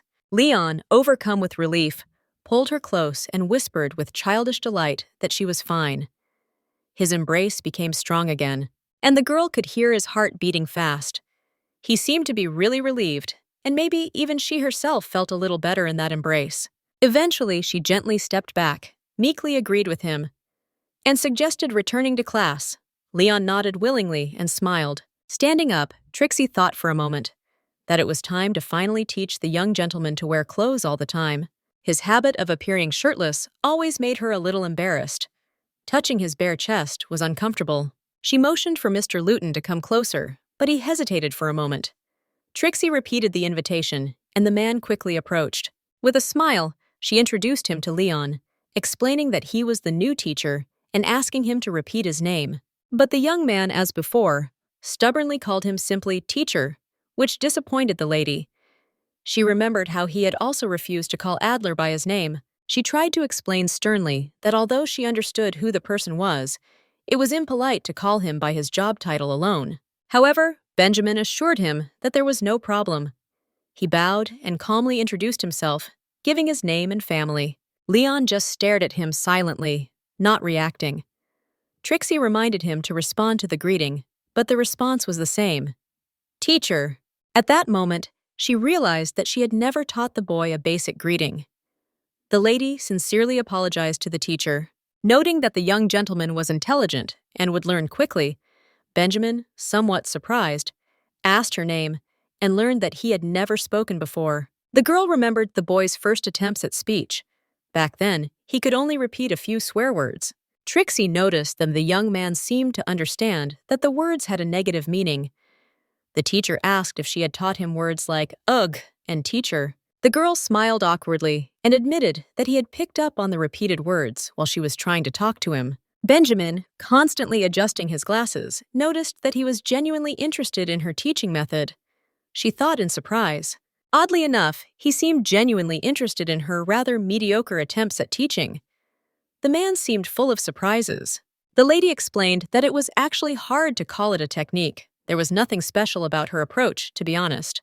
But the teacher disagreed. To him, that approach seemed quite unusual. He noted that modern society did not have an effective education system, and he considered it an oversight.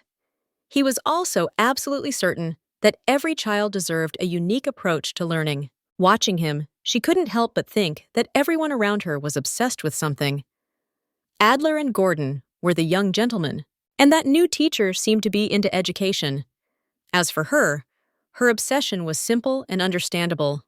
The girl dreamed of running away and starting a nice, quiet life. But under the pressure of his attention and the endless stream of thoughts, she suddenly felt that Mr. Luton was standing too close. The tension took her breath away, and she coughed.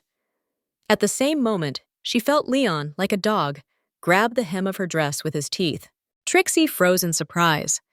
She was very confused by the sudden closeness and how tightly they held her between them. She asked the young man to let go of the dress, sensing that he was still worried about the possibility of her absence. Uncertainly, the lady asked Mr. Luton if her presence at the lessons would be a hindrance, as the boy began to get worried whenever she left. The teacher did not object, and explained that at the moment it was more important to establish trust with the student than to teach noble etiquette. Trixie noticed how the mentor was thinking about how to make the boy feel comfortable. She felt that he was a true natural teacher, and how lucky they were that they had chosen him for Leon. After those words, the young man, holding the hem of her dress in his teeth, began to growl. This surprised her because there were no obvious reasons for such aggression. She asked why he reacted that way to Mr. Luton. With a pitiful expression, the boy repeated her name.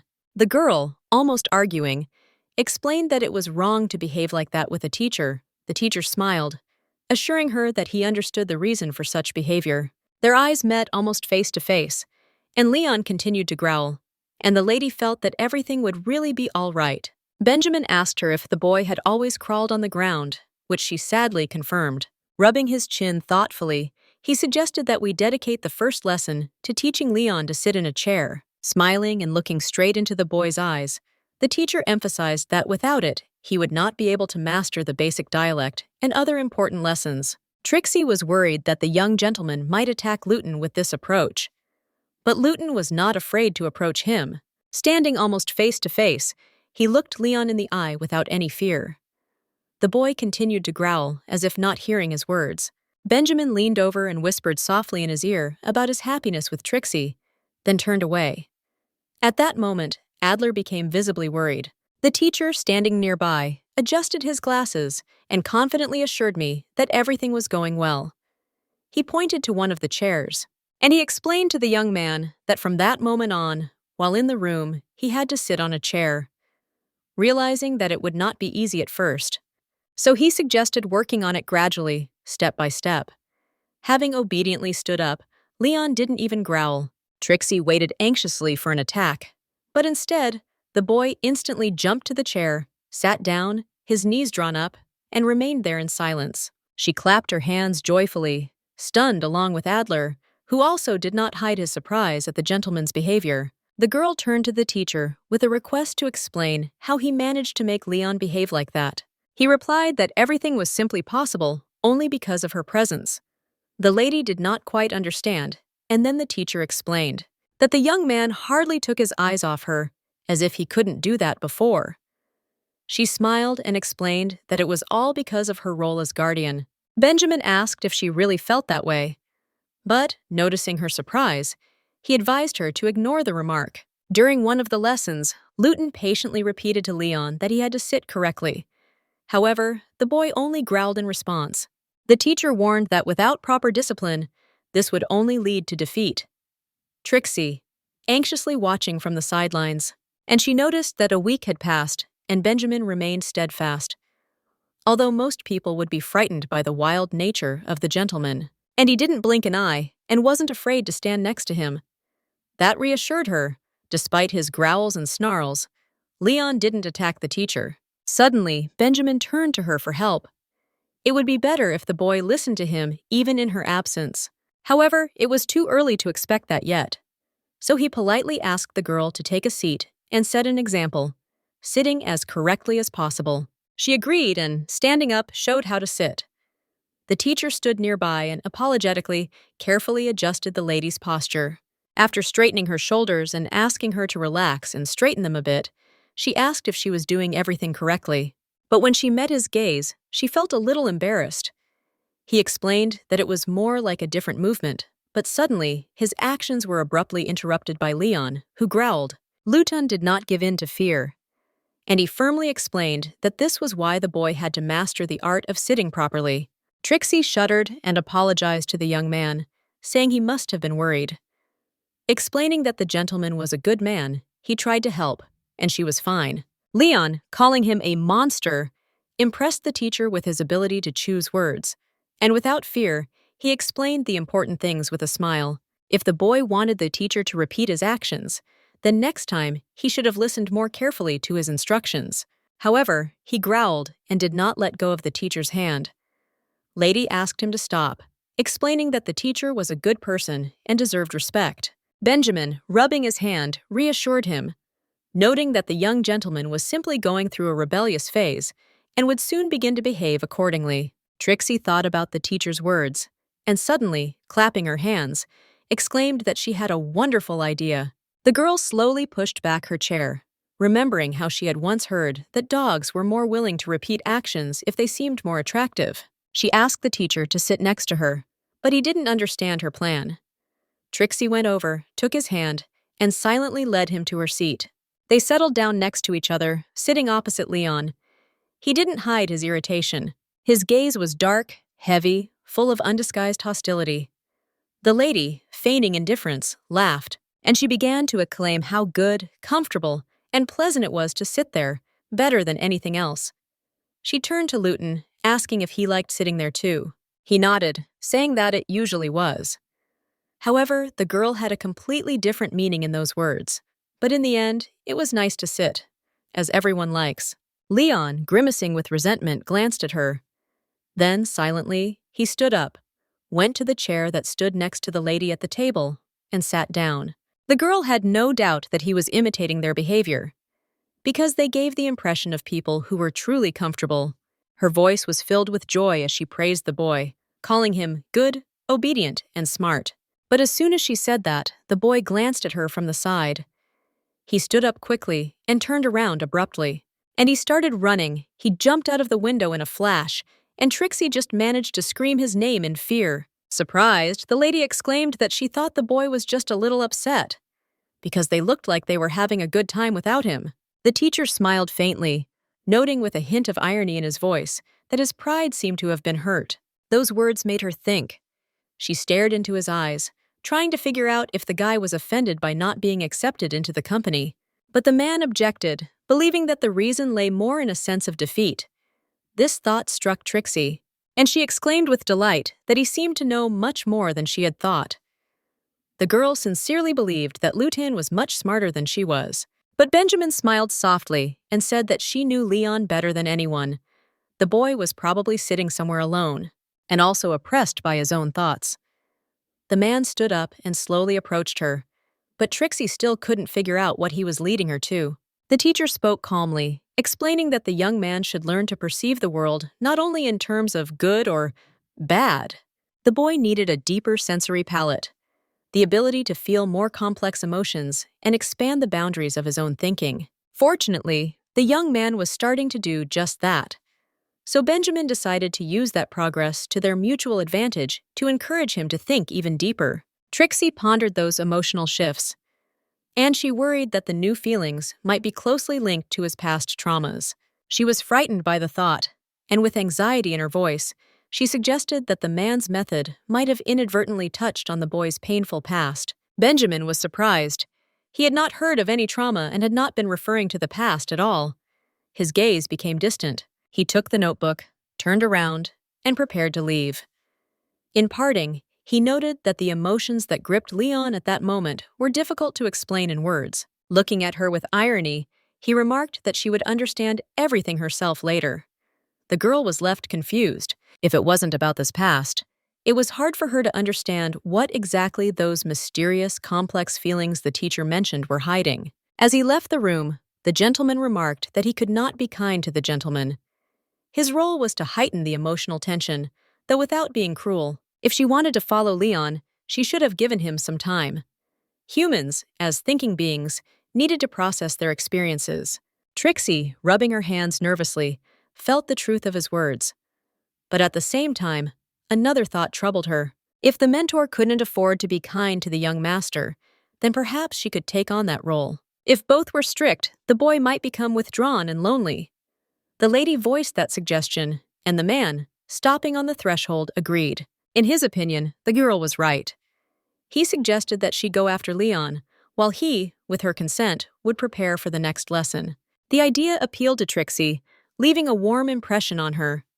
The memory of the next meeting warmed her heart with a quiet, pleasant anticipation. The boy sat under a tree in the garden, bent over in concentration.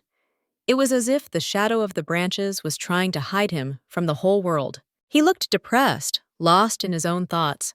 The girl came over, sat down next to him, and ran her hand over his head, trying to calm him down. She understood that the last few days had become too difficult for him. Her gestures conveyed a silent apology for the anxiety, the pressure, for anything that might have frightened him. The guy suddenly grabbed her hand. His touch felt like an attempt to maintain a connection, to hold on to something dear. To her, this might have seemed like an attempt to distance herself, although perhaps it was just her anxious imagination. But Leon quickly let go of her fingers, looking down again. He confessed his feelings for her, and she felt a warm response in her heart. She answered sincerely, admitting that, despite all the contradictions, this feeling is much closer to her than the opposite. When asked by the lady, the guy confirmed without hesitation that he liked her. Trixie couldn't help but smile. Her hand touched his cheek, caressing it with tenderness and gentleness. Leon closed his eyes, as if allowing himself to feel the peace and warmth of the touch, if only for a moment. The next day, the young gentleman stood in the middle of his room, staring motionless at the chair in front of him. His lips silently whispered the word teacher. The painful moment came to mind when he sat across from the two figures of Trixie and the mentor, and it seemed like they were mocking him. His chest tightened, anger bursting out. Leon clenched his jaw tightly, shouting words of hatred that rang with desperation. But when he stepped to the chair, he froze. The image of the frightened girl and her anxious voice, asking him to stay away, flashed through his memory. Then the teacher's broken whisper, that cold, cautious tone. If he kept up this behavior, Trixie would be disappointed in him. Those words pierced his mind like sharp needles. Leon controlled himself, took a deep breath, as if he were diving into water that would wash away his anger and despair. The guy slowly sat down on the chair, as the rules required. He sat down evenly, with his back straight, and placed his hands on the armrests, restrained and focused. There was no rebellion in his demeanor then, only quiet determination. He remembered Trixie's approving applause, calling him a good boy, and he shouted her name. Benjamin's words, whispered in his memory, resounded in his mind. That if the young man became a normal person, the lady would like him even more. Closing his eyes, he imagined the girl's approving glances and warm words, quietly and tenderly speaking of his affection for her. In the silence of his office, Adler listened to his assistant's report. He reported that the enemy was experiencing difficulties after losing all of his mercenaries. Clasping his hands in front of his face, the knight spoke confidently, saying that was exactly what he had been counting on. However, his thoughts were racing. It was too bold for someone to dare to act to harm him. He kept coming back to the same detail over and over again. How exactly his enemies learned of his absence from the estate at that very moment remained a disturbing mystery. Suspicion settled like a cold shadow on his heart. Adler tried to push aside the disturbing thought that Trixie might be involved, the same one that convinced him to leave, and also brought a new employee, Benjamin, with him. But that guess seemed absurd. After all, nothing suspicious had been found in her or the man she recommended. Besides, everything was too contradictory. If the girl really belonged to the Grand Duke's people, she would hardly have shown such devotion to Mr. Leon. After all, it was Duke Evans who had the most reason to want the young man to never change, to remain an unruly, wild heir. It was unlikely that she or Benjamin were spies. Neither of them aroused suspicion. But if that version was out of the question, then the betrayal lay with someone else. His jaw clenched tightly. If none of the newcomers were to blame, then there was only one thing left. The traitor came from within. Someone who had sworn allegiance for the past 9.5 years had turned out to be a spy. The thought brought not anger but bitter disappointment. The assistant, meanwhile, continued. All the mercenaries were destroyed. No identifying marks, no thing that could give even a hint of their origin. Adler coldly remarked that the surveillance was to be expected, especially if the Grand Duke's subjects were behind it. He confirmed his suspicion by banging his fist on the table. He was certain that someone had acted boldly, deliberately, trying to harm the gentleman. A dark thought crossed his mind. He had been able to hide for the past 5 years. But it was only a matter of time before the enemy discovered his hideout. Their defense had limits, and sooner or later, the enemy would dare to attack. The knight stood up resolutely, and he ordered, with iron firmness in his voice, to find everyone who had ever served under the command of Duke Evans, and to bring a list of their names immediately. The assistant bowed, promising to carry out the order as soon as possible. At the same time, the sir handed him the file on Trixie. Noting that he had had the opportunity to observe her and Beatrice's husband, Giuseppe, the assistant was surprised that they were ordinary people. The knight explained that he did. However, the girl's husband had a weakness for gossip and was distinguished by his inconspicuousness. Convenient traits for someone who did not know how to keep his mouth shut.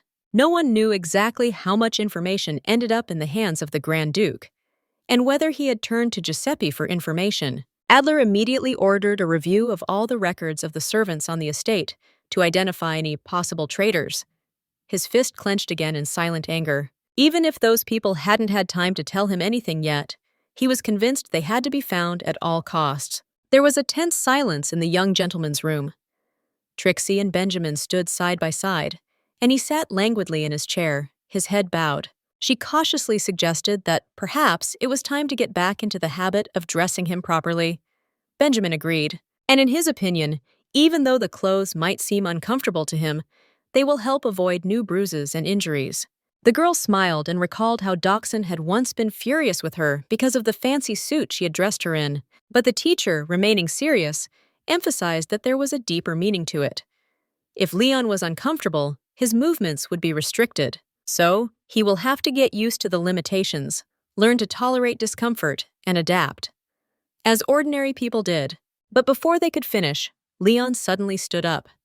He grabbed Trixie and hugged her tightly, shouting his protest. She looked at him in surprise, trying to calm him down. She said maybe the guy just wanted to play a little. Benjamin, glancing at his watch, discreetly reminded him that according to the agreement, he was supposed to remain seated for 30 minutes. The young man held her tightly, categorically disagreeing with the teacher.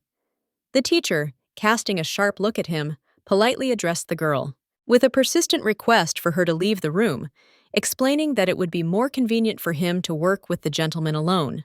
The surprised lady listened to the explanation that the reason lay in constant distractions, and also in the need to set a specific goal for the student. She didn't quite understand what the goal was.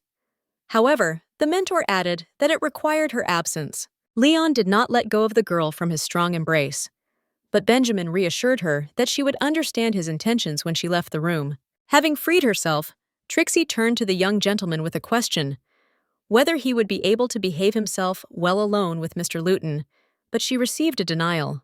Letting go of his hand, she wondered if she had perhaps indulged the boy too much with her attention. Then she turned to the teacher with a request, so that he wouldn't be too strict. After all, Leon was still unstable, to which the Meister agreed, well aware of the situation. The girl anxiously inquired whether Luton was sure of his safety, as he might be injured. He assured her that the gentleman would not cause any harm. Trixie was reassured by his words, though she still insisted on caution. As she left the room, she told Leon that he would be back soon. The door closed softly behind her, leaving a faint sense of anxiety in the air. She knew he would have to get used to her absence. After all, sooner or later she would have to leave that place. At the same time, the girl found some relief and comfort in that.